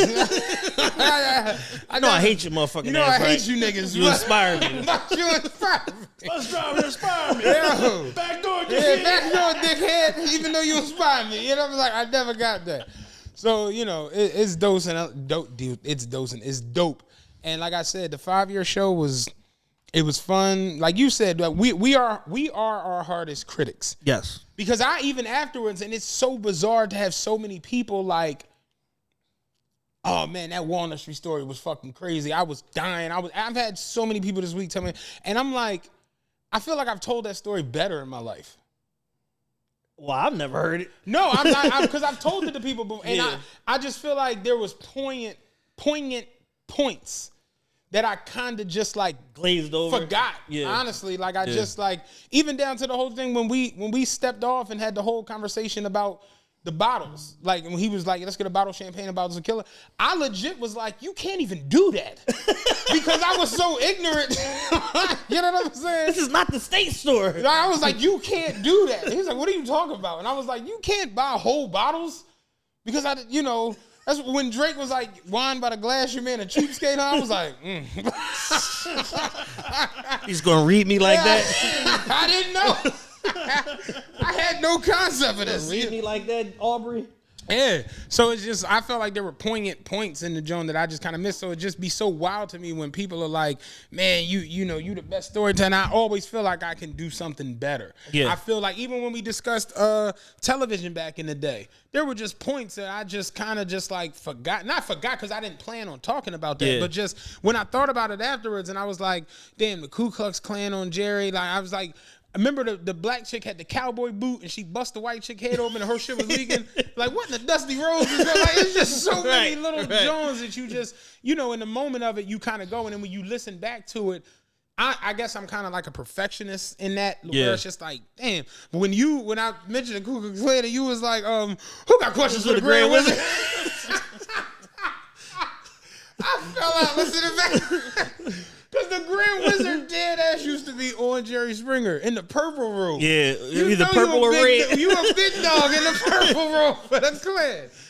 He tied a nigga to some train tracks or something. Like, that nigga be business. But that's just how good we are, like, playing off each other. And it took a while to get there, to get that comfortable and be that, seasoned in it and just whatever. So, for me, it's decent to have so many people coming up afterwards and a couple days after like, no, y'all niggas is really like goated. Like y'all really are fucking hilarious. Like, and I had somebody was like, I feel like the live show be a little different than the regular show. And I had to explain that to him. And I'm like, here's the thing. Our regular show, you got to think, if it's me, you, Dan, and what else is Dan? Like, that's all that's going on in here. So it is no crowd. You know what I'm saying? It's like, but when you're in front of a live crowd, you have to acknowledge the people in front of you. And you have to give them something. You have to keep them like wanting, like the story aspect or the joke aspect. Like there has to be a punchline. There has to be something constantly. Like we planted the seed for the Walnut Street story at the last live show, carried it forward through, made reference to it the whole lead up, and then here's the fucking story. Right. You know what I'm saying? Like, even down to us leading with, I'm over Black History Month. It's the start of Black History Month. And it's like that right there. It's like a curveball to start the game where everybody's just like, wait, what? And then you start going into the jokes about that. And so it's essentially the way we just did Valentine's Day. Right. We could have done that on stage. Would have been hilarious in person. But like, your energy changes a little bit because you have a live audience sitting in front of you. That's the reality. Yeah, you can't sit in front of a live audience and pretend that they're not there. Like that you're not paying attention to what gets a pop, what lays flat, what people didn't get, whatever the case may be. But it's like I think we're both good in the point of like understanding like, all right, some shit y'all not gonna get now, but the longevity of it when you go and start seeing culturally like the Tinder Swindler shit and then like the Tisha Campbell shit and shit like that, like you start to go and investigate stuff that you might have just overlooked and then you realize like, oh, that's what the fuck they were talking about. Right. And then it becomes a thing. Exactly. And then it makes the content that much better. The same way Vlad designs his interviews where he's like, yo, I'm not necessarily trying to interview the most popping person right now. I'm trying to create a content library of interviews with people of stuff that's relevant to history as it pertains to music, art, culture, etc. I don't know if you realize what Vlad does a lot. Vlad interviews pretty much everybody who's ever coming and then waits for them to act like a buffoon in the airport and then goes with a flash. Exactly. Oh, the baby for the nigga in the wheelchair flashback. The baby the year like Yep. That's just what he do. Because once you back to the original point, once you scale a content library, you can monetize it forever if you do it right. For as long as the fuck you want. Like, we got to get better with earmarking our content so we can start flashing back shit and all of that, because we be right on so much shit. I sat on this show probably was it 2.5 years ago and said Lil Wayne is getting his money this year. Sure enough, Lil Wayne and bought 49,000 chains since then, because we was the fuck right. You know what I'm saying? It just is what it is. Like, we have our thumb on the pulse of the culture probably better than anybody out there, because like I watch these shows and stuff like that, and like people takes be like a little off, and I just be like, all right, like we're gonna see how this play out, and then it immediately plays out, and it was like, yeah, you was wrong as fuck. Like, look at me with the whole going down south for Jules' birthday, and we down there in the club. Most motherfuckers would just go down south for their homie birthday and be in the club and have some fun and come back. Me, I had enough wherewithal to come back and make a fucking basically a deposition of, yo, I see the way people react to this music down south, and it's the fact different. that they didn't play much Jay-Z, the fact that they played Boosie and Jeezy and Webby and, you know, the Baby and Lil Baby and all this different shit, and I'm just like, I'm not, like, we're joking, of course. I don't think Jay can be Boosie in a verses if they do it down below the Mason-Dixon, and that video somehow now has been watched 300,000 times. Shit is ridiculous. It got 300,000 views, but like, that's how you build content and a library and a fucking eyes on you out in the social media world. Absolutely. You know, so yeah, it's dope to be here, and like I said, we appreciate y'all for taking the ride with us. So that's dope. And the next 5 is going to be way better than the first 5. Next 5 is going to be a little bit more lit. It's some guineas coming out here, hopefully. You know what I'm saying? I was at fucking Pergola in New York last night. I come outside. When I was walking up, I wasn't really paying it much mind, because it was like everybody was double parked, creating parking spots and all the shit. The shit is on West 28th Street in Manhattan or whatever. And just where it is, it's just like, it's a lot of parking, but it's not at the same time. So like, people create parking and shit. I come outside, Rolls truck, Lamborghini truck. Like, it's just, I'm just like, yeah, and I'm in a machine. But I'm like, I need a Lamborghini. Yeah. Like, it's different. Like, somebody the other day had the G-Wagon, the 4x4, and you know they stopped making them. Yeah. But I'm like, I'd get that. Yeah. Before, right? Because it's so fucking big. It's a tank. Like, that shit looks excellent. So. Yeah, Kevin Sane was driving a $1.3 million fucking McLaren. I'm like, we got more money to get. We got more goals to knock down. More work to do. Got more shit to do, man. And it's going to all start with this tour. And I was talking to somebody the other day, and it was like, yo, watch how many opportunities come y'all way just for the simple fact that y'all self-funding your own fucking tour. What's going to happen? It's going to change the way. Anybody that was on the fence is going to swing dramatically in your favor, because y'all about to do some shit that nobody does. Y'all about to bet on yourself and win. Yeah. It's like, so it was like, it's just a matter of time. It's like, come the end of fucking May, once y'all do that last show, y'all gonna wake everybody ass up. Yeah. It's like, and y'all gonna have all type of brand opportunity, sponsorship. I'm like, well, good, because I need the money. Yeah, no, real shit. Like, you know what I'm saying? I need a Rose Gold Protect. They like 247,000 right now. Shit, nigga, I settle for a Baypex. You know what I'm saying? Like, about to give me a Baypex and a bunch of fucking cars. That's all the fuck I need. But yesterday was Super Bowl Sunday. Yes, it was. American holiday. It is an American holiday. It's a lot to talk about. So it's a lot to unpack. So real quick, I was right. I said Rams 24-20. It was 23-20. I was right there. But the bet bobbled extra point. Yes, the Rams minus, what the fuck was it? -4 was the bet. And I didn't make it. But I was right nonetheless. Well, you wouldn't have hit the Rams -4. True. Yeah, because it was. I'm like, you're absolutely right. Yeah. But I actually did bet yesterday on several different things. You know, Super Bowl is prop bet holiday. World. Yeah. You can prop bet. At this point, you can prop anything. Ra hit me as the game was, because I was picking the food up, and he was just like, yes, the national anthem went over. And I'm like, what? Went over a minute and a half. A minute and a half, yeah. And he was like, what happens is the rehearsal will leak. So when the rehearsal leaks, people like, oh, the rehearsal was 1 minute and 37 seconds. Give me the over. I'm hammered over. I'm hammered over. And you know, a lot of joints won't let you, like, you can't really bet it, so you got to find like an offshore book or a Scangelini. You know what I'm saying? manila envelope it, you know what I mean? But yeah, motherfuckers was betting over. People are betting the Gatorade color. I saw motherfuckers. I honestly was going to bet. I was going to bet red, but I didn't bet it. And I saw one video that they all bet blue, and it was blue when they hit McVay with the Gatorade. You can bet the coin toss. You can bet who's gonna get the first score.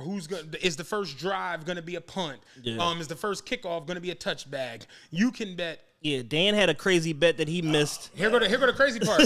All the Jones I had yesterday, and I'm gonna show them to you. Let me show you this shit. The only Joan I hit, shout out to Odell. I hit Odell to score first. Yeah. Dan had Odell to score first. Never put the bet in. I put it in. Skinny asked me about my hookah and all that shit. Wait, what did he ask you for, Dan? Hookah. While I'm on FanDuel, I'm sitting there. I sit the phone down, hand the hookah, touchdown Odell Beckham. I was ready to go home and go to bed. I thought that was some flex bombs. Right? Shit. But I where's my settled bets? I actually had. I had the final score. I bet it because you couldn't bet 38-31 like I said. Yeah. I had it 34-30 Bengals. I am going to stick to this forever. If Odell Beckham does not get hurt, that is a totally different game. Yeah. Because they were literally just driving up and down the field on both sides. And when Odell went down, Cooper Kupp was getting doubled from this because so he was just tripled. He was just open. And I literally this was the parlay that I put in before the game. And the craziest part is I hit the hardest part of it. You know what the hardest part of it was? Matthew Stafford to rush for over 5.5 yards. Oh, shit. He did it in the first quarter. He had 7 rushing yards. So I was like, oh, we up. So I had Matt Stafford over 5.5 yards, hit that. I had Odell Beckham over 63.5 yards. He had 52 when he got hurt. He was going to hit that. I also put an alternate in Odell Beckham to have over 80 receiving yards. He was going to hit that. I had Jamar Chase over 78 yards. He hit that. I had Cooper Kupp to have 2 touchdowns. Hit that. I had Joe Mixon to have over 70 rushing yards. Hit that. I had Matt Stafford to have 300 passing yards. Didn't hit that. And Odell didn't hit the Jones. So it's just like, had I hit that, though, that would have paid me $4,700. Right. And I just, that literally, Odell going down kind of just threw everything off. Yeah, it changed the whole game. So at the last minute, I put in... This joint I actually did hit. I had Cooper Kupp anytime touchdown. I had Odell Beckham anytime touchdown. I had Odell Beckham first touchdown. And then on some scumbag shit, I had the over in the Pacers Timberwolves game from earlier in the day. You know, you just putting shit in. Yeah. You know, give me Kepke to win the motherfucking PGA Tour next Sunday, and then give me the over and this shit. But I actually hit that. Yeah. So I got some good paper off of that. Okay. And like I said, at the last second, I just I want to do Kupp anytime, Odell anytime. I already had the over in the Timberwolves game, and I'm like, what else can I put on this? And I was like, fuck it, Odell to score first. Sure enough. And that joint got me paid. Yeah. And I had another big dumbass parlay that fell apart because Odell got hurt. Yeah. And I'm just like, damn, I had a defensive joint. I had the Bengals to get sacked at least 6 times. I moved it up because it was at 3.5. Yeah. I moved it up to 6. And I was like, at the first half, I was like, I ain't gonna hit because it was a straight bet. Yeah, when he get sacked 9 times. Listen, in the first half, I'm like, man, we ain't gonna hit this shit. Aaron Donald was like, we trying to get paid, nigga. I got you. Aaron Donald never started that bullshit. And that was I saw the one graphic. Aaron Donald was surrounded by it was 3 niggas on Aaron Donald. Yeah. It was like somebody gonna beat us. It's not gonna be this nigga. Oh, they had one play where Mixon was about to get the first down. Aaron Donald broke through 2 niggas, and literally he just locked him like this and just put the nigga on the ground. Like, yo, Aaron Donald's strong as shit. But I hit that straight up bet for the defense to have 6 sacks on Burrow. So I hit that. I had a straight up bet for the Rams to win both sides, like to be winning at halftime and win at the end. Because I thought about it afterwards, and I just was like, yo, this final score, John, is not realistic. You know what I'm saying? It's like a long shot, John. Like you figure it was paying me $36,000. You know what I'm saying? This is a long shot. You know what I'm saying? This is a long shot for a reason. So I and I was just like, yo, I got the Rams combination win at halftime and be winning at the end of the game. I hit that shit. Yeah. I had for both quarterbacks to throw an interception. Fuck that up. Burrow had a tight ass game. Yeah, Burrow was pretty tight. Stay but upright. But it's prop bet heaven. You know what I'm saying? Yeah, somebody hit a crazy John at somebody other than the quarterback was going to throw a touchdown. Yeah, I seen that. The crazy part is ever since, and I wanna do this. Y'all niggas is not Nick Foles. That play has to die. Yeah. It's over. Joe Mixon has never thrown a pass in the NFL. Dog. They just rolled that out. They just. You remember the joint? Let's try that shit. I was watching your 11th grade game tape. You were a pretty sharp QB. Wildcat QB. Dog. It's like that play needs to die. Every team attempting to do that shit where they throw the shit to the quarterback, it needs to end forever. But like I said, I'm not mad. I'm a little upset because I didn't win $235,000, which was all my tickets would have paid me. But I did walk off with some good paper yesterday because I hit for Odell first to score, Odell anytime, Cup anytime, and the most random is over with the Timberwolves and Pacers earlier in the day. So that was cool. And like I said, I had the other Joe.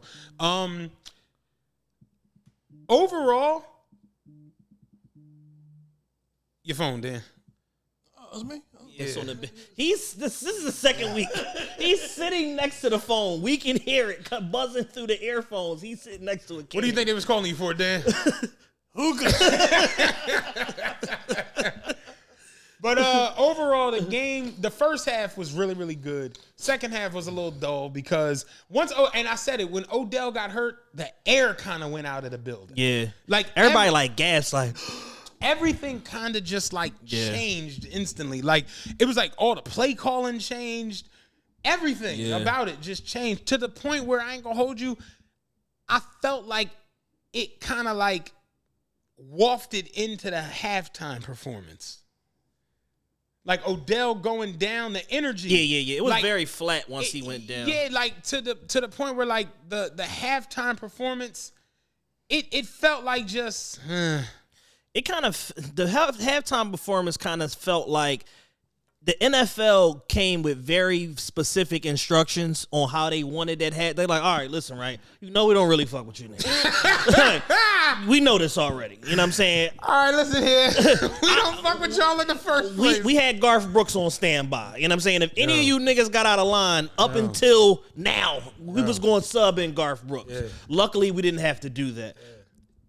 You motherfuckers, you better not kneel. You better not put no black fists up. You better not do all this shit. And they knew, like, yo, we about to do everything they told us not to do. Yeah. Namely, Marshall. Yeah. So let's do it. You watched the halftime performance. Yes. Before we get into the breakdown of it, A+ is the best. A, B, C, D, E, F.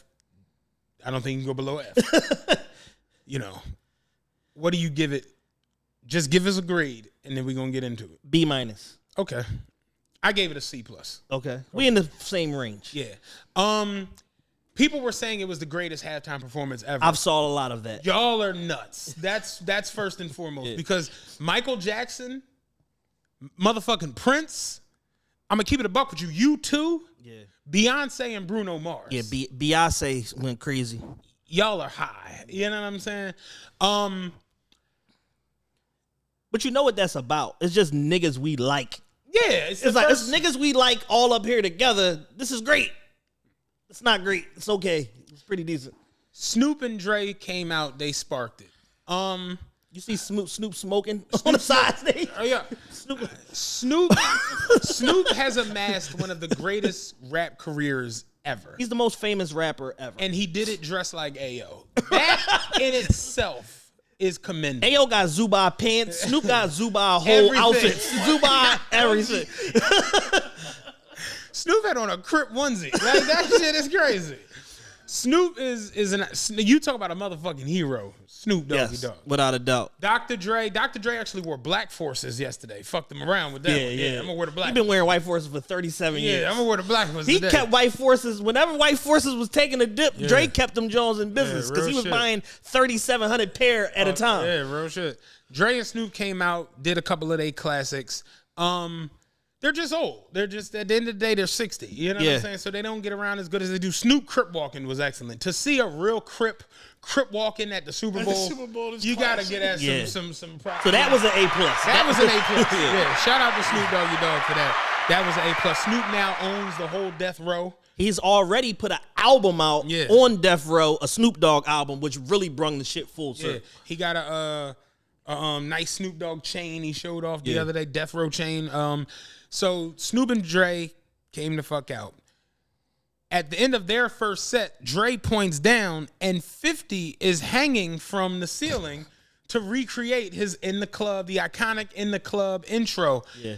My initial thought was, oh shit, they got Havoc on the and I turned my head, I'm like, oh shit, Havoc from Mobb Deep. And I'm like, oh no, that's Curtis. oh shit, that's 50. I was like, damn, Fifth look like Havoc. You know what I'm saying? And they was going crazy about 50, you know what I'm saying? I made a joke even like, damn, 50, you know, look like some brisket hanging. Yeah, look like Buster Douglas. Yeah. He look like Buster Douglas when he fought not when he fought Tyson. When he fought everybody other than Tyson. 50's getting a lot of money. Yes. A lot of TV. He's filthy rich. He's Dick Wolf. He's the black Dick Wolf. He's the urban Dick Wolf. 50's getting a lot of fucking money. And it's not that 50 is out of shape crazy. Yeah. It's just that when you put him in a 2003 lens of In the Club, that wife beater don't hit the same way. Like that. I don't know. There's a lot of titty meat in that wife beater last night. lot of man titty meat in that Gina wife beater. You know who 50 look like in the wife beater? Me. Who I don't wear them. He look like my man Big John. Big John from YouTube. I got some muscle, but I got some titty meat, so I don't want to put the wife beater on and just come out with just the wife beater. So I was like, damn, Fifth look crazy. And Fifth look like he been like Cuban been making him pot roast every night with the potatoes and the carrots. What's that shit them Cubans love? Paella. Roast con pollo. Enchiladas. Yeah. Whole lot of deep fried everything. Yeah. But 50 came down off of the John and he started doing his little 1-2 in the club and he was exhausted. And I was like, yo, 50 hasn't performed in a decade. Yeah, it's been a while. Hasn't done a meaningful show in 10 years. He did close Hot 97, I believe. Or was that Coachella? Or no, Hot 97 Summer Jam. That was the year that they punched us. No, recently he closed something. So I guess he did it twice then, because I remember the one year they punched Slow Bucks out his chain. That was Summer Jam. Yeah, then Slow Bucks went on TV with the lawyer talking about Asians and Gations. All type of shit. Yeah. Slow Kareem been the same ever since. Yeah, for sure. 50 recently just he ended. I want to say it was. I don't think it was Coachella or one of them. What's the other big festival shit? Got Coachella, Bonnaroo, Wireless, Lollapalooza. Rolling Loud. Rolling Loud. There you go. Rolling Loud, New York. Yeah, I'm about to say 50 came out because he brought the baby out. Mm-hmm. Yeah, I know it wasn't fucking true. Yeah, Rolling Loud. But he wasn't hanging upside down. No, once all that blood go to your brain, nigga, it's hard to get that shit back on track. Yeah, real talk. But then Marshall came out, and I thought it was hilarious because I tweeted him like, Eminem is the only motherfucker who didn't have to see wardrobe because he just wore the shit that he came there. Like, oh no, I had this on last week, baby. Yeah, this is my shit. Right? My hoodie, my Jordans. That little hat. My peripheries. I believe that little hat going. Little train conductor. Yeah. You know that nigga about to start robbing high quality, my quality, my wallaby. I'm in some wallabies. You know they about to start going with the little hat. Even Rakim couldn't follow me. Rakim couldn't follow me. That bitch is trying to swallow me. Yo, that's exactly how they start rapping. Cardiomyopathy.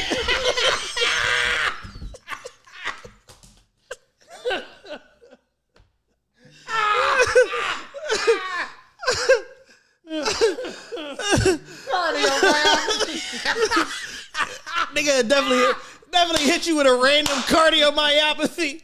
Fucking. Oh, them little hats bring the absolute worst out of rappers, man. You know that nigga gonna rap for an hour too. Yo, that nigga stepping in the cipher. You know he about to rap for 75 minutes off the dome.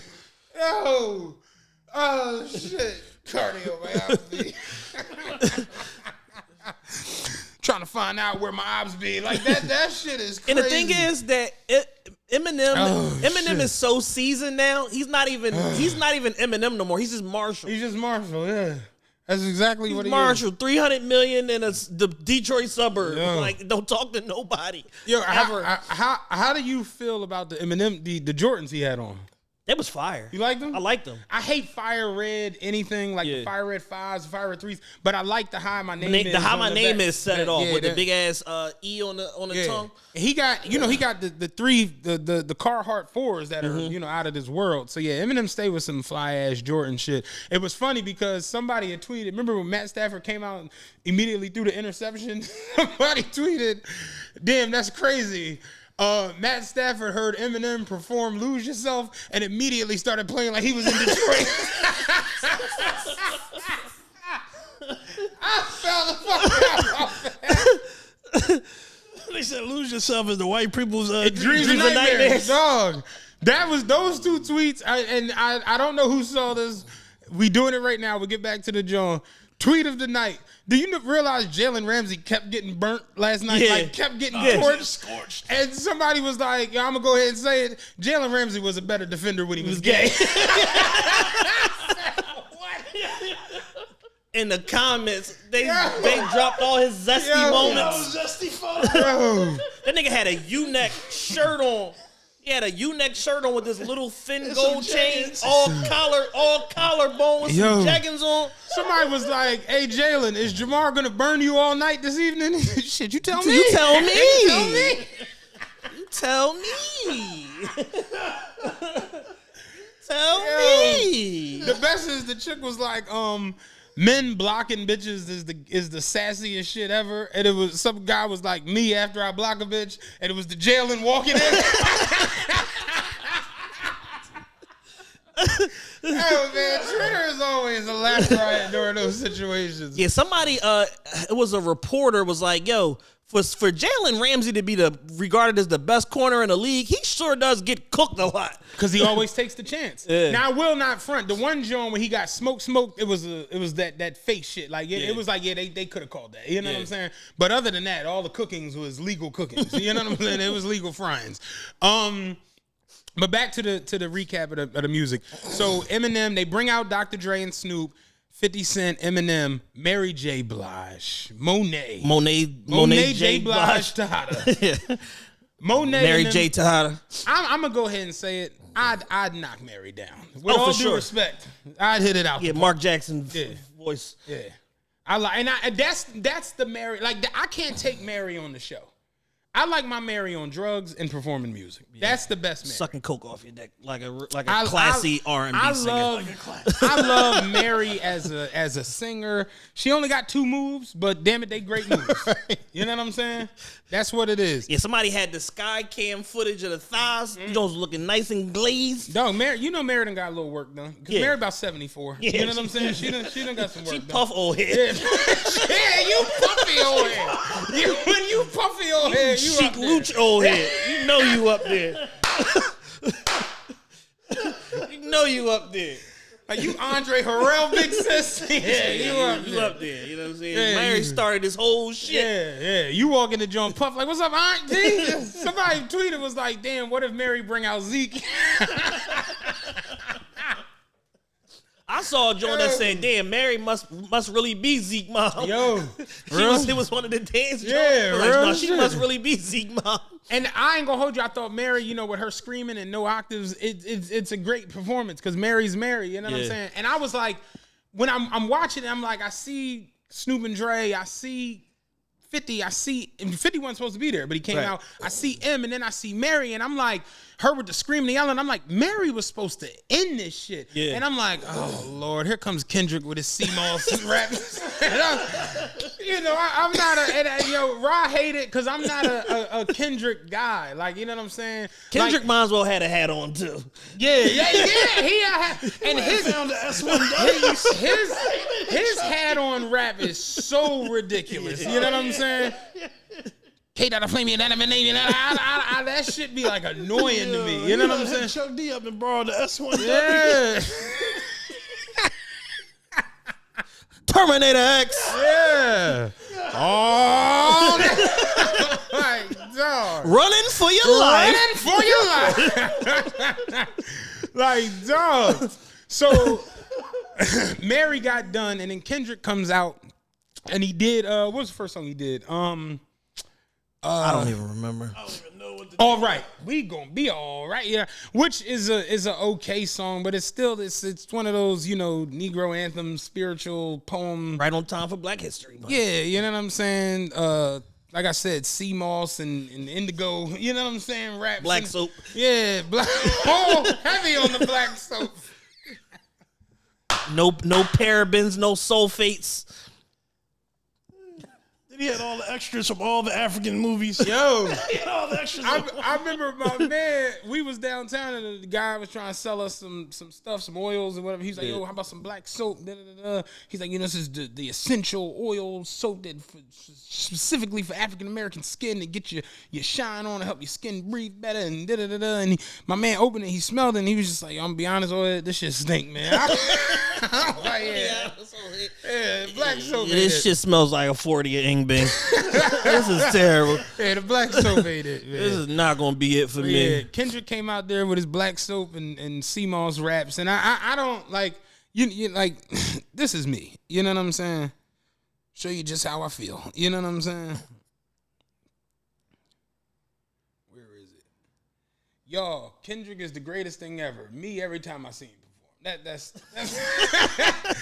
That's me. Just like, what is this? You know, like I just can't get with it. I don't know. I like Good Kid, Mad City. I thought, damn. Remember you thought you was like, damn is great, and I was just like, I don't know. Like I like DNA.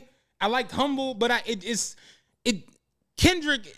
I know he doesn't speak directly for me. It just ain't my music. Academics made a point recently. He was like, man, he said Kendrick Lamar is retired. He just ain't tell y'all niggas. Like, Yeah, he's like, if you take anything more than 2 years off from rap this way as fast as the internet moves, you are retired. Like, you are in early fucking retirement. So this nigga put out 2 songs in 4 years. Like, and they both with his cousin. It's weird because Kendrick is one of them people where like I like certain things. Like DNA, I thought that was great. When I was 9, Hotel Motel, I didn't have nowhere to stay. At 29, I've done so well, hit cartwheels in my estate. Like, I like when he get in them joints, but then it get too sea mossy. And sea mossy. It just be a little too much for me. Like, is this the Irish sea moss or just the regular? You know, the regular sea moss. And my homie the other day was making a comparison. He was like, shit, he a better rapper than Drake. And I'm like, in the technical, lyrical, astronomical, spherical, lyrical, in a corruption type of way. Yeah, he's a better rapper, but I'm like, Drake done washed him. You know, Drake got him on Poetic Justice, and we differ on this, but I think Drake got him on fucking problems. You know what I'm saying? That's a debate. We not getting into that. We're not gonna do that. We're not gonna do that today. But I'm Team Drake, so it's just like like the fuck. I just look at it and I'm just like Kendrick shit. When I hear it, I'm just like. What if God was from Compton? Would he have an AK? Would he go out and spray? Like, for the next 6 bars, we need you to take the bass out. How the fuck am I supposed to pick the bars apart? You know who'd be good on this beat? Alex Trebek. What, nigga? Like, yo, real shit. Like, that's some Kendrick shit. So then Snoop and Dre came back out and they did a couple more songs. And, I saw somebody, like, when they was all standing there at the end with their hands folded, was like, I'm going to tell my kids these were the Avengers. It was good tweets about it. Marshall definitely took a kneel because he knew I can afford this. I'm white. Yeah. I have no sponsors. Like, I can afford this. Real quick. Because I was having a conversation with Dante the other night about Marshall, because he was flaming Marshall in his IG story. I had to step up and say something. I'm like, listen, man. At the end of the day, Marshall has given us more real nigga moments than a lot of quote unquote real niggas out here. Okay, Marshall. When 50 Cent was completely blackballed, said, yo, come with me. You, and Dre gonna do this shit. Mm-hmm. And he gave us G-Unit. Because 50 was done. Irv, Ja, everybody in the Universal building, everybody in the Sony building, this nigga is toast. Right. And they forced him to fucking go to the West Coast and fuck with Marshall and with Dr. Dre. But Marshall got the mixtape, heard the fucking guys playing, took it to Dre, created this whole thing that we have now that is 50 Cent. Because if not, 50 was gonna end up shooting somebody in the face and going to jail for life. Right. He gave us fucking Griselda. Mm-hmm. at a time when nobody was paying Griselda no mind other than Dan, a homie from Buffalo, and 9 other niggas. Right. M said, yo, come fuck with me. We gonna develop this now. The business didn't necessarily go right, but guess what? Nobody has nothing bad to say about him because everybody got paid. In a low-key way, he brought Joe Buttons back into the fold. Slaughterhouse shit. Slaughterhouse. Through the Slaughterhouse shit. And then simultaneously, while Slaughterhouse was going on, he grabs Royce and says, let's do this Bad Meets Evil fucking project. They get a triple platinum single, fucking 800,000 selling album. I'm like, Marshall has put the rappers on display time and time again. Look at Joyner Lucas. I was about to say Joyner. His whole fan base exists because Marshall will do a song with this nigga whenever the fuck he call him. I'm like, so yo, we gotta give Marshall the credit that he deserves for, his content. His content doesn't appeal to the average Negro brain. But there is one album in his discography that exists where the Eminem show, where he wasn't doing the weird Marshall shit. He was just rapping and he was busting niggas' asses on that album. And he went diamond. And aside from that, every time he's called to rap alongside all the niggas we love, he busts their ass. I was saying it the other day. I'm like, every single time. When I saw him rapping with Jay-Z and Renegade, everyone knows it. Like, Marshall got it. When I saw him rap with Drake, Lil Wayne, and Kanye, Marshall got it. Yeah. It's just when I saw him rap with Jada and Kanye, Marshall got it. Like, it's just what it is. Not to mention, he brung Stan to the hip hop lexicon. That was his fucking. Like, that's his contribution. For all intents and purposes, no one has really out-rapped Eminem. Ever. I've never seen. Ain't that crazy? Ever. So it's like, content aside, talking about pills and murdering your mom and all of that aside, on just pure ability, he's top 10 alone, just off of pure ability. I say it all the time, Marshall Mathers LP for me, and I remember when that album came out in high school, it's not an album that everybody can get with because of the things he was talking about. But I remember when I first heard I Never Knew. When I first heard that, John, and that the way he was flipping that shit with the new house or a new car a couple years ago, I was more poor than you are. I don't got that bad of a mouth, do I? Fuck shit ass bitch, cunt, skip it to do what? Whoa, skip it to bebop. The Christopher Reeve, Sonny Bono skis horses and hitting some trees. Like, when he was doing that shit, I'm just like, yo, this nigga can really rap. This nigga's a wizard. This nigga can rap his fucking ass off. Then you see songs like If I Get Locked Up Tonight. Then you see Renegade. Then you see Mockingbird, and then you see Toy Soldiers. Yeah. It's like, dog, fucking Till I Collapse, where he's talking about, if I wasn't white, nobody would give a shit about me. And here are the top 10 rappers that are all better than me. You see songs like who is using their platform to tell the whole world that Corrupt and Redman and Andre 3000 are fucking better rappers than me? Right. You see songs like Off the Wall with Redman. You see songs like give me another real, Dead Wrong with Biggie. I was gonna say Berserk or Rap God or like any of those. When I was talking to Dante, I talked about Rap God. I'm like, that's a term he brought to the hip hop lexicon because he made a song called Rap God where he did every style of rap on the shit. Every single style from fucking Kool Moe D to the Migos, he did it in one song in a row with no breaks. Yeah.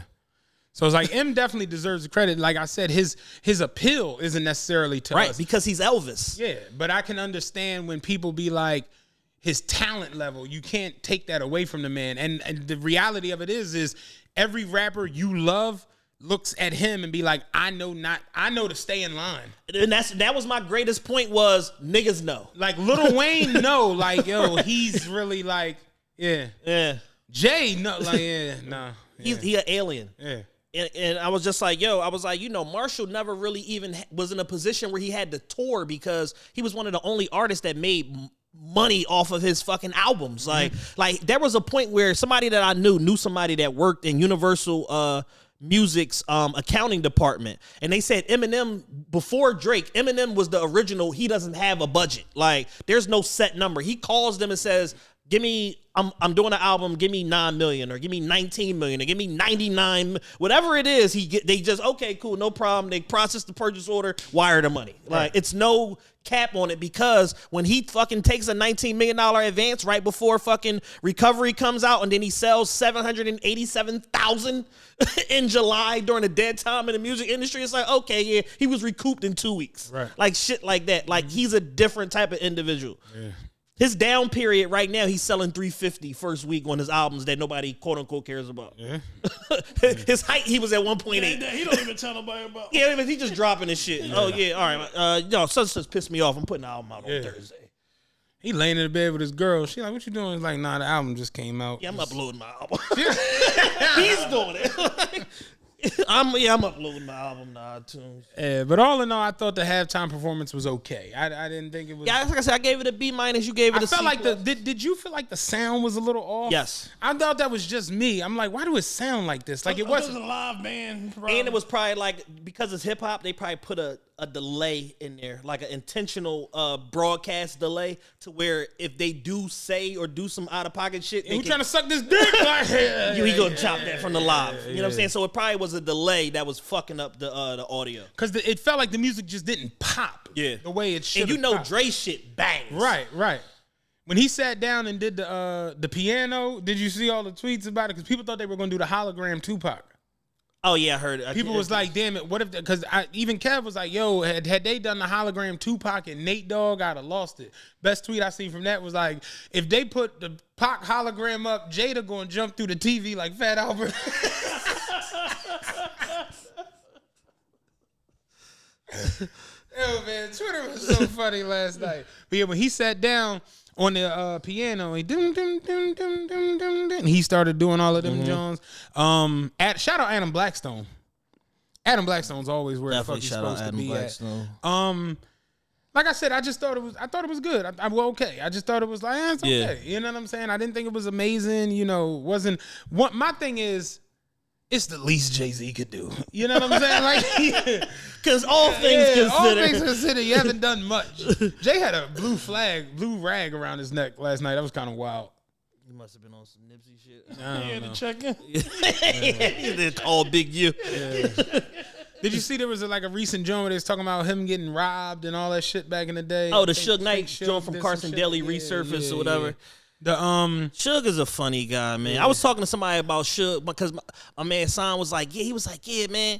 He was like, man, Suge Knight really had these niggas shook up and blah blah blah. And I'm like, yeah. The interesting thing is that Suge Knight himself was a fucking turkey, a complete bitch ass nigga that was surrounded by one of the most notorious gangs in Compton. I said, but once that shit got stripped from him and Buntry was dead and Heron and this, it was over. Like, niggas was treating Suge. Suge got beat up every week for like 4 years in a row. Like Suge barbers, hair wash girls. Everybody just teed off. Clean out. Yeah. Not clean out.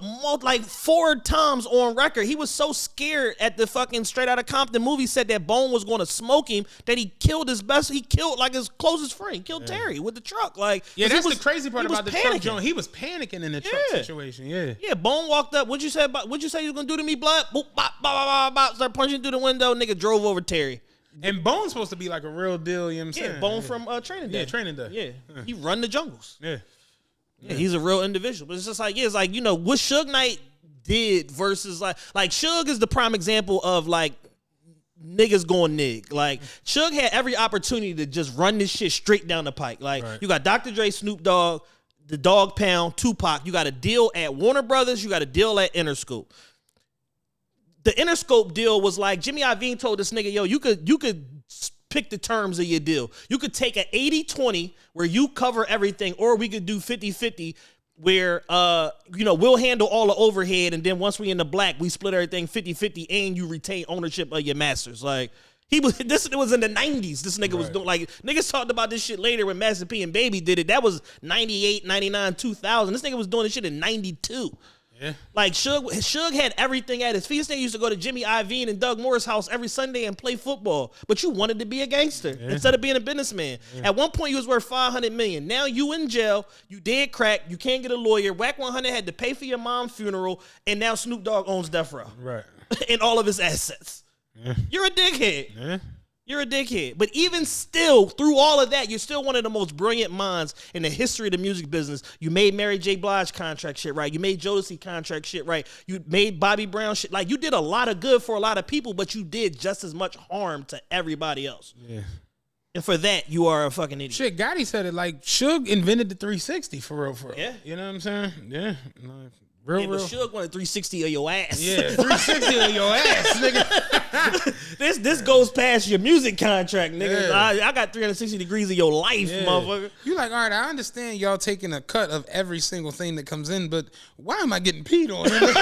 Why are you fucking my wife on camera? Like, oh yeah, you didn't see that. That was in the fine print. How many songs you got, Pac? I got 400. All right, do 400 more. Yeah, brother, shit, but contract for 800. So, we do it like that. But rounding out the Super Bowl, Cooper Kupp won the MVP. White Jerry Rice. I ain't going that far. White Jerry Rice. No. At least for this season. He ain't white Jerry. He was an average middle of the road. He a white Isaac Bruce. Okay. I give you that. White Torrey Holt. Shit, he a white Armandola. You know what I'm saying? Like, but no, Cooper Kupp is good. The last drive was just Stafford and Cooper Kupp. Like, listen, Just going to work. We getting the fuck down. Yeah, this we're going to field. win this game. We're going to do 17 plays, but we getting down this motherfucking field. We going to you every single one. We going to run the ball to you. We going to flick it to you. We going to throw it to you. You can make a case that this is one of the best wide receiver seasons ever. Yeah, no, it's the best. It's fucking Randy Moss. I was gonna say Randy year where they went perfect and him and Tom broke the touchdown record. That joint was, but they lost in the Super Bowl with that goofy ass David Tyree shit. So this is Cooper Kupp stats. Full season, 21 games, 178 catches, 2,425 yards, 22 touchdowns.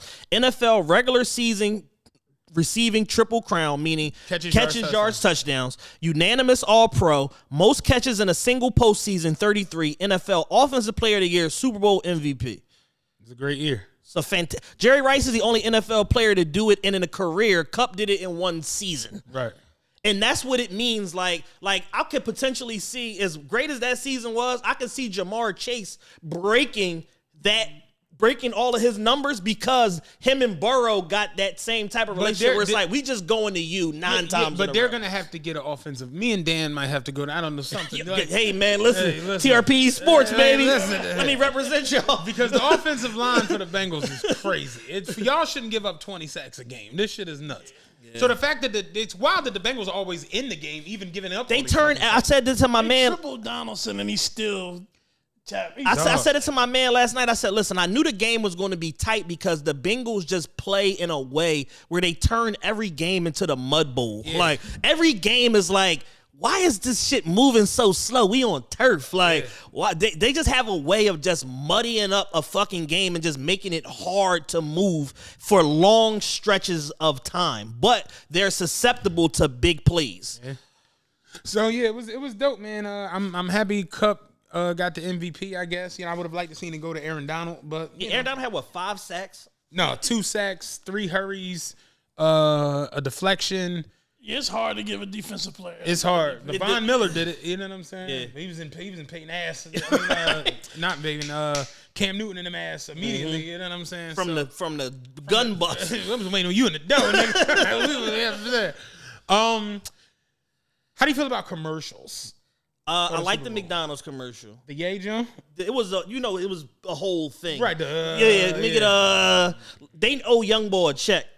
Oh, yeah. You like a motherfucking, they owe Young Boy a check, because I know that's where that fucking thought came from. Yeah. But that commercial was cool. The Larry David joint was hilarious. I didn't see the Larry David. Where he was basically, it was kept showing him throughout life being at the meeting where something was being discussed, like futuristic, and some shit that actually happened, but he was hating on it. So they showed him at like a meeting at NASA. Like, ain't nobody ever gonna walk on the moon. Are you crazy? And then they showed him at like the meeting for the iPod, and he was like, "No, you're tripping. iPod, you're good." And they dragging him out the meeting. He's like, "You're gonna continuously need batteries."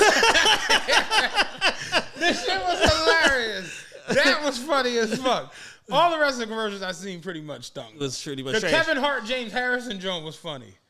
Did you see that? No. Halle Berry's walking through a hallway and she's... Halle Berry was in a couple commercials, right? I mean, it's Halle Berry. Yeah. You know what I'm saying? But it's like Super Bowl flags on this side and then football movies on this side. So it's like Super Bowl 32, Any Given Sunday. Super Bowl 36, Remember the Titans. Super Bowl 40, water boy, and she's walking down. It's like there's always great football and great movies, and they always come together. But it's like we haven't had the great football movie that's real life from a great actor that actually does something in Hollywood. And then it says the 100-yard return as the movie, and it's Kevin Hart as James Harrison.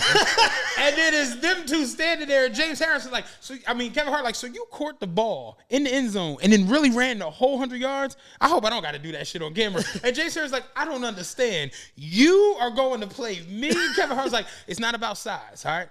It's about that right there, that heart. And James Hart, he's standing there like with the big arms and shit. And Kevin Hart's like, he do the little. I was like, what the fuck? Because that's how ridiculous movies be. James Harrison like, wait, you are going to play me? I don't understand. I don't understand. That was funny as shit. Yo, do you know they brung back Real Husbands of Hollywood? Yeah, I did. It's on BET Plus. I watched like 4 episodes, man. Kevin Hart is a fucking asshole. Listen, yo. man. This nigga got clones. That first He season, paid $17 million for 4 clones. That first season of Real Husbands of Hollywood was some of the funniest. Oh my goodness. That shit when he rumbled Sugar Shane Mosley, that might be the funniest episode of television I've seen in the last 10 to 15. Yeah. That shit was hilarious because he's rumbling Sugar Shane in like a celebrity joint, but they turned it into like how boxers come to the weigh-in and it always turns into a fight, and he's thinking of a way to turn it into a fight to sell tickets. He was like, I'm gonna whip his dad ass, then I whip his son ass, and I whip his brother ass, all of them. I'm telling you right now, I get done, it's gonna be a bunch of contact lenses laying all over the stage. They eyes is fake, and then the family get up and rush. They eyes is fake. That's what set the family on to where they got in the mix of all the press conference. He was talking greasy about his wife, all that shit, but then when he said they eyes is fake, Niggas lost it. You going too far, motherfucker. Bunch of green-eyed niggas. So then Nick Cannon like, yeah, man, your big mouth, this shit done turned into a real fight now. Now Sugar Shane, he was just going to do it for charity, have some little fun. Now Sugar Shane really want to whip your ass. And JB is like, well, that's cool shit. We ready for that. We only ever saying Kev Hart like, whoa, what you talking about? Really want to whip my ass? And JB like, don't worry about it, baby. I did all this shit before I was doing comedy. I know all about being a cut man. So JB was the nigga who got him ready for the fight. So they get in the ring. Kevin Hart like, oh no, man, Sugar Shane look like you mean business. JB like, dog, I got you. Everything I done trained you. Everything I done taught you. You straight. Trust me, I know you good. You good. Kevin Hart like, man, I don't know, man. I don't even feel good in these gloves. This shit don't feel right. He's like, I'm telling you, I did all that taping, all of that wrapping your hands. I'm telling you straight. They get in the middle of the joint. The ref give him the rules of the fight. The ref was like, touch gloves and then come out swinging. You know how you do this shit? Sugar Shane did that and the nigga gloves came off. He was looking at JB. JB was... No, when I tell you I was fucking dying. Nigga gloves came That clean nigga off. gloves came clean off his hands. That's some cold morons, yo. That first season of Real Husbands of Hollywood was fucking hilarious, man. Funniest shit you could ever watch. But rounding out the Super Bowl shit, the commercials, it's like it's more of like a status symbol now. Yeah, this shit was $7 million for a 30-second commercial. $7 million, dog. 7. They like, y'all all got some bull. $7 million. Right. 4 million shit is out. We just trying shit at this point. $7 million motherfucking dollars for 30 seconds. Let me ask you this. Did you see Eli Apple get obliterated on Twitter last night? He had like every team from the NFC Central was cooking. From the AFC Central was Why cooking does everybody hate Eli Apple? Because so he much? run his fucking mouth. And he's terrible. I think everybody runs their mouth now, but I think that's the bigger factor is that he's not that great. Yeah, he never shuts up. Even that play where Cooper Kupp caught the touchdown to ultimately win the game. He held him again. He didn't even look. Like Eli Apple does not turn his head. And my thing is this: it's first and goal on the 1. So when the ball gets hiked, you know that there's a 10-yard span and there's a maybe a second window to where when you see Kupp, the nigga who you're guarding, when you see him break and he's looking up, the ball your head has to turn. Like there's not much. He's not burning you down the field. Yeah. So I just don't understand what Eli Apple be doing.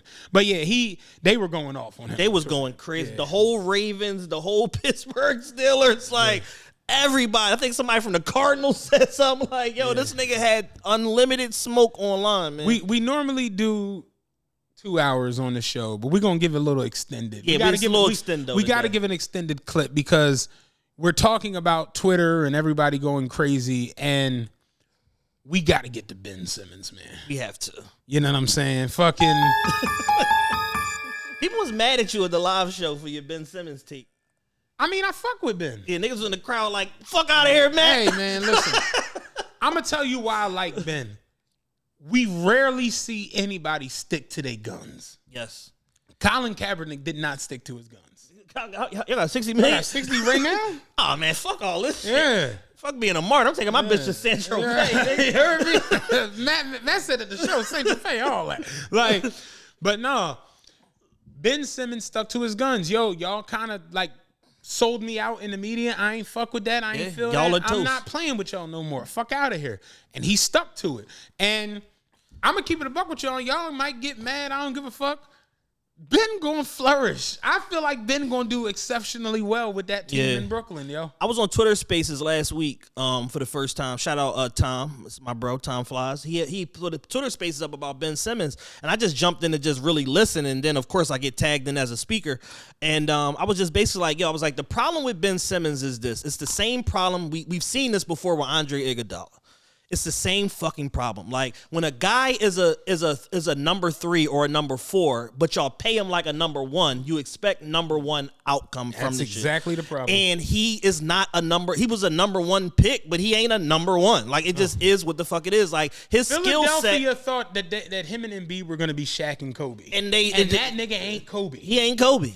Joel Embiid is looking like the new Shaq. Yeah. But Ben Simmons is not Kobe. It's not Kobe. But the reality of it is Ben Simmons could be Draymond Green. Exactly. With a Klay Thompson and Steph Curry. So him with Kyrie and Durant, that might make all the sense in the world. Yeah. He could be a Dennis Rodman ass nigga with Scottie because Pippen now and Jordan. his 15, 8, and 8 is that much more impactful because it's 15 bonus points when you got fucking the greatest scorer of all time and the most fucking talented player of all time flanking you. Like it means so much more. Whereas when the Sixers is like, we need you to score 21. 29. Yeah. You got to average 21, but tonight we need 29, and it's like because Tobias got 8. It's never gonna happen, and that's the point that I made. I said, if Tobias wasn't so terrible, Ben could be allowed to have some terrible shooting nights because Tobias is a more well-rounded offensive player than Ben. The problem is they all 3 of these niggas that are your best players get in each other's way. Like motherfuckers be mad at Ben Simmons for not shooting, and it's just like, well, what if you put him in a situation where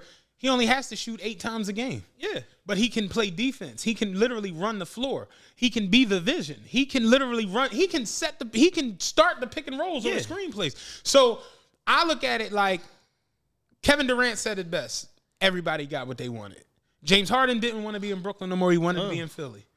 And I said, this is going to be lit for the fans. Meek, and it's going to be dirt bikes at halftime, and they're going to be doing X Games, Travis Pastrana shit. James Harden started getting his game checks. He said, oh, they really taking 47% in New York City? This is some bullshit. You know, and at the end of the day, they said Kyrie, did you see the shit about him lighting the sage? No. They said that there was a report that Kyrie, when they played their game in Cleveland, his return game in Cleveland with Brooklyn, he was in the locker room lighting sage. And James Harden came in and was like, what are you doing? And he was like, you light this and it gets all of the evil spirits away from you. I still have negative energy from this building, so I have to light this to get all of that away from me. And they said James Harden just sat in the locker room and looked at him like he had 3 heads. Like they said he couldn't understand. This nigga's a fucking weirdo. Because the only thing texting Meek and Lil Baby in a group chat. This nigga Kyrie is a fucking weirdo. Because Kyrie Irving is lighting sage in the locker room. The only thing James Harden wants to light is what, Dan?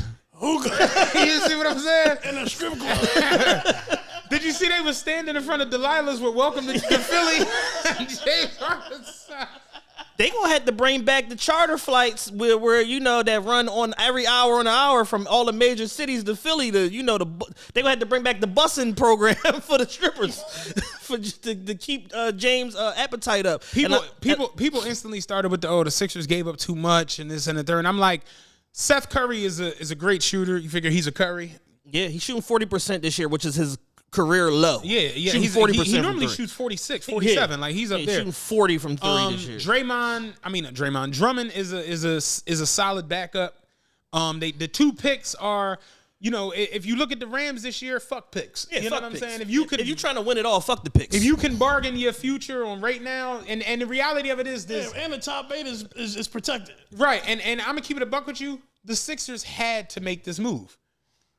Like they had. Yeah, like, I mean, you got a guy making $39 million this year that's giving you nothing. Like, not trying to be funny. Ben Simmons was never playing here again. Never. He had already made that decision. I don't give a. He did everything but play basketball I this will year. slit my wrist. I will never. Nigga got engaged. Nigga went to Wimbledon. Like, nigga was everywhere. World Cup. Nigga did everything but play basketball. So Ben Simmons was never playing here again. So ultimately, if y'all have a prospect of a trade on the table where y'all could get James fucking Harden, you had like Even Morey, a broke down James Harden, you still got to do it. They said Daryl Morey told him on the phone, "Do not hang the fucking phone Yeah, up. don't We hang getting the this fucking- shit yeah. done." Because what, like, the trade deadline hits and I don't get it done, we got Simmons who will not play. Yeah. What the fuck? Yeah, as short of them being like, give us Maxey or Embiid, nigga, we got to get this nigga out of here and I got to bring some talent in for him. Yeah. So ultimately, he did what the fuck need be done. They got a multi-time scoring leader, MVP ass nigga in James Harden, who's cool with the whole Sixers front office. The Sixers front office being meek And Lil Baby. And Lil Baby. A Lil Baby, apparently.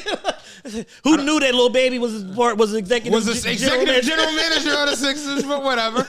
It's like they got it done, and Ben Simmons got in a situation where he can be okay. He's cool with Durant. Him and Durant have talked already. Kyrie is like, oh shit, you a little crazy. You like Seymour? Yeah, I got some grapefruit Seymour. Got some raw shea butter. So, you know, they might be able to flourish over there. You know what I'm saying? And I just ultimately think, like Kevin Durant said, everybody got what they wanted. What I will say is, I think that the stance that Ben took is niggas is gonna pay for what Ben just did. In terms of him sitting out for half the season and all that shit, even though he got fined or whatever, but I think Brooklyn is going to find a way to get him that money back. And they talked about that early in the season, right. You know, when everything was going. They was like, yo, that might be part of his condition of trade is that he has to be made financially whole from $1 or whatever, whether it be through fucking arbitration or just the new team just picking up the slack on the bill or whatever. But the next collective bargaining agreement, niggas is getting kicked in the ass. For the James Harden shit and the Ben shit. Like, those are going to be the glaring examples of what they don't want young players doing. Because we heard, and it ended up coming out in the media like 4 or 5 months later, we heard behind the scenes that Zion was asking for a trade out of New Orleans after his first year. And it's just like, nigga, you on a rookie contract. We can't get any value back for you as far as the contract goes. The nigga we want to trade for you making $50 million a season. How can we do this? So it's like, you know, just as your first year and you kind of look like 50 hanging outside at the Super Bowl. But you want to go. Like, the organization is the problem. And it's just like, yo, as these things become more and more common, the league and its governors, because they're not called owners anymore, are going to push back on this shit, and the players are going to pay for this shit in collective bargaining next go round, because they might just fucking shorten the contracts to, I don't know what the fuck, I don't know if they're going to shorten them or lengthen them, but they're going to put some sort of stipulation in there that you lose 20% of your money or some shit like that if you force a trade after like your first or your second year of a fucking, you know, max contract extension. Because the shit is crazy, because now you got potentially Lillard and Bill both coming up on a 10-year in service thing, and they both having the worst seasons of their fucking career. Right. So now it's like, all right, so what's to stop them from signing a 10-year in service max extension and then both being like, this shit ain't working 8 months in, and then now they want to fucking go play with LeBron or Embiid or whatever the fuck. You know what I'm saying? So it's going to be repercussions for all of this shit at some point. But in the meantime, it's entertaining as hell. Oh, yeah. You saw the price of the ticket skyrocket? And I'm thinking to myself, I'm like, well, what if Ben don't play? Ben is probably never going to play in Philadelphia ever again. No, because everybody... As a road player, he's probably never going to play here again. Did not play, y'all some bitch-ass niggas. That's the reason why. Kyrie bring the sage. We got the bird to sage. You see him holding a tree trunk, sage, walking around the arena and shit. Like, dog. But Yeah, I said that the other day. I'm like, all right, the tickets have gone up for the Brooklyn game March 10th, but I'm like, There is no assurances that Ben is going to play that I'm like, game. what if Ben don't play? Then you like, KD don't play. Like, yeah, has anyone thought this out? Like, I'm not paying that for them games. No, fuck no. We're going to wait till, just like you did the other day, Dog. we're going to wait till 4:30 Yo. right before the game. Get in there for a B50. You know what I'm saying? Like, yeah. AA, bro. All right. But ultimately, going into the second half of the season, the Lakers are still a pack. They are a pack. They are a LeBron super was pack. having the time of his life in the Did you Super see Bowl. motherfuckers was mad at him and shit? And it was like a newsflash. Free African American worker who is enjoying his day off, even though his organization is in complete disarray. Sounds like all of us who have jobs. I'm Literally. like, what the fuck, dog? Like, what the fuck is he supposed to do? Be home miserable? Did you hear that that report that fucking what's the name put out? Who's the Lakers fucking GM? Kobe's not Kupchak. Pelinka. Yeah, Pelinka. Pelinka was like, yeah, you know, we decided to stand pat at the deadline. Me, LeBron, and AD are all lockstep in it. LeBron and AD like, no, the fuck we not. No. Like, we told you get these niggas out of here. Everybody except us, like, can go. You got Stephen A. said that Apparently they offered Westbrook for Buddy Hield. Buddy Hield. It's like you do know you could have just had Buddy Hield before you got Westbrook. The Rockets offered them John Wall. John but they Wall, wanted a first but they round wanted pick a to take first-round back the pick. salary. Yeah, and they was like, no. So Crazy thing is, fuck with Westbrook. the crazy thing is, this summer Westbrook gonna be a hot commodity. You know why? Expiring contract.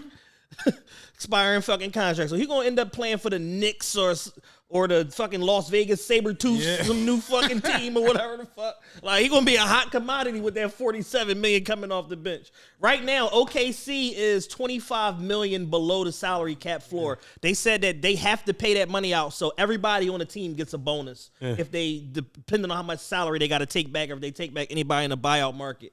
They was like, if I'm Shea Gilgeous-Alexander and all these young guys, Lou Dort and all them niggas, y'all better not sign nobody. Cut some niggas. Yeah, real shit. Get rid of a couple. Get rid of a couple niggas. Yeah. We get to bust up 25 M's. Hell yeah. Cut some niggas.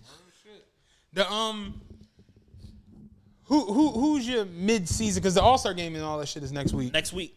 Did you see the draft? I'm actually over that shit. I just don't understand it. It's just, It's just a play for more television airtime and shit like that. Like, it doesn't do anything to help the quality of the game. no. Like, I kind of wanted to go back to just East versus West. You know what I'm saying? I would love that. Like, now that LeBron's in the West, you know what I'm saying? And the East has The East Giannis. has gotten considerably better. Think about it. Giannis, Durant, Embiid, and then out West you got Devin Booker, Steph Curry, LeBron, Luka. It's like, yeah, I want to see the West versus the East. Yeah. Like, I don't want to see this goofy, we picking players. They let Harden sit there till the very end. And it's just... That shit was hilarious. It's just weird, man. That shit was hilarious. The funniest part about the draft was LeBron was on and cracking the fuck up because LeBron was every clearly question drunk. was them going to Durant with some nonsense. Yeah. Durant, can you tell us how the Nets will be, you know, once the trade is finalized and you're back? No. Like, LeBron They was like, dying. KD, next year you got to get you a clipboard because LeBron's perfectly using his. Like, yo. LeBron was on like shit. That nigga had the bad case of the giggles the whole time. KD was just sitting there Chuck like... was like, oh no, he healthy, he traded. Yeah. He healthy now. But yeah, they got the All-Star game coming up. So what do you think the Sixers could actually... Do you think it's going to work? No. Okay, good. You're in the same What's boat. the over-under on how many weeks before Embiid want to slap the shit out of Harden? Not that he's going to do it before he actually want. Embiid this year is really playing going MVP crazy. bass. Last 12 games, he averaging 35 and like 13. Jules was hating. You know, he was hating on that dunk the other night from Jared on the joint on Jared because he said it wasn't a dunk. He don't when they just throw it in. That's not. I'm like, dog, that was one of the best dunks you ever gonna. Like he was grabbing a rim. No, he threw. It was like the spread. Like the joint where you throw it in and shit. Yeah, I'm like, yeah. he's 7'3". He's so fucking high in the air. I'm like, that shit looked like both his legs were wrapped around you. That the still of it. I'm like, when they talk about a poster, I'm like, bro, that shit looked crazy. I'm like. His fingers damn near touching the rim. That shit looked crazy, dog. Like, that was a crazy play. But I'm like, Embiid is playing MVP basketball right now. He's so going crazy. If James Harden comes in and is anything short of MVP caliber, you know, Joel, like, I'm going to punch you in the fucking face. I'm going to knock you the fuck out. Why all these hookahs in the locker room? Like, I'm gonna knock you the fuck out. Who all these big butt bitches? Who all these hoes in here? The James Harden trade makes sense in theory. It's not gonna make sense once James Harden is, accidentally shot in front of Max's. Yeah. That's when it's gonna be like, all right. Fucking me and Nick was talking. He was like, man, he said, niggas ain't ready for 4 PF Philly. Yeah. Niggas don't know what that is. They gonna create some whole new shit for DC 4 PF Philly. Like he not ready for that shit for motherfucking for PJ Kev at every game. Like niggas ain't ready for that. I personally think that the Sixers aren't better than the Bucks. I don't think they beat the Bucks in a 7-game. What about the Heat? Mike could beat the Heat. I don't think they beat the Nets in a 7-game. I personally think they in the same exact boat that they was in. I mean, with a shorter bench. They kind of in a position that Brooklyn was in before the fucking trade, where it's like you top heavy with 2 superstars, but you don't have nothing, you know what I'm saying, coming off the fucking bench. So it's gonna be interesting to see how it plays out, man. I'm sure the Sixers will be a lot more entertaining. The entertainment value is going to go up because all the hoes is going to be showing up to the game dressed to the nines and all that, trying to get a James Harden scholarship. So it's like the theatrics is going to be phenomenal. What's the young boy? Be with Meek. Chino, they gonna be doing tricks at halftime, like that shit. It's gonna be up. DC and Monster Energy presents a whole lot of Chino Braxton shit. Sean White, it's gonna be crazy at halftime. But ultimately, I don't think the Sixers took any crazy leap forward. Yeah, because what y'all did was give the Nets a real live go of it. You think about it, Joe Harris is gonna come back. So you got space shooting with Joe Harris and Steph Curry. You gave them a solid center or backup center in Drummond. Mm-hmm. And Ben is going to fit well in that situation. Drummond was routinely grabbing 20 rebounds. Like, and then he was the perfect backup for fucking Embiid. Y'all backup for Embiid is the African, the goofy boy, 23. Yeah. Every time I'm at the Sixers game, he doing some goofy shit. Nigga was heel-toeing the other night on the sideline. Like, so ultimately, I'm just like, it's good. On paper, everybody looked like they got something out of it. Yeah. But we got to wait to see. Yeah, it was a cool trade. It's going to be interesting to see how it plays out, how they onboard everybody, like when Ben is going to play, when Harden is going to play for the Sixers. It's going to be interesting to see it unfold. And is there a lot of basketball this week, being as though it's All-Star week? Is there like a couple games? Let me look.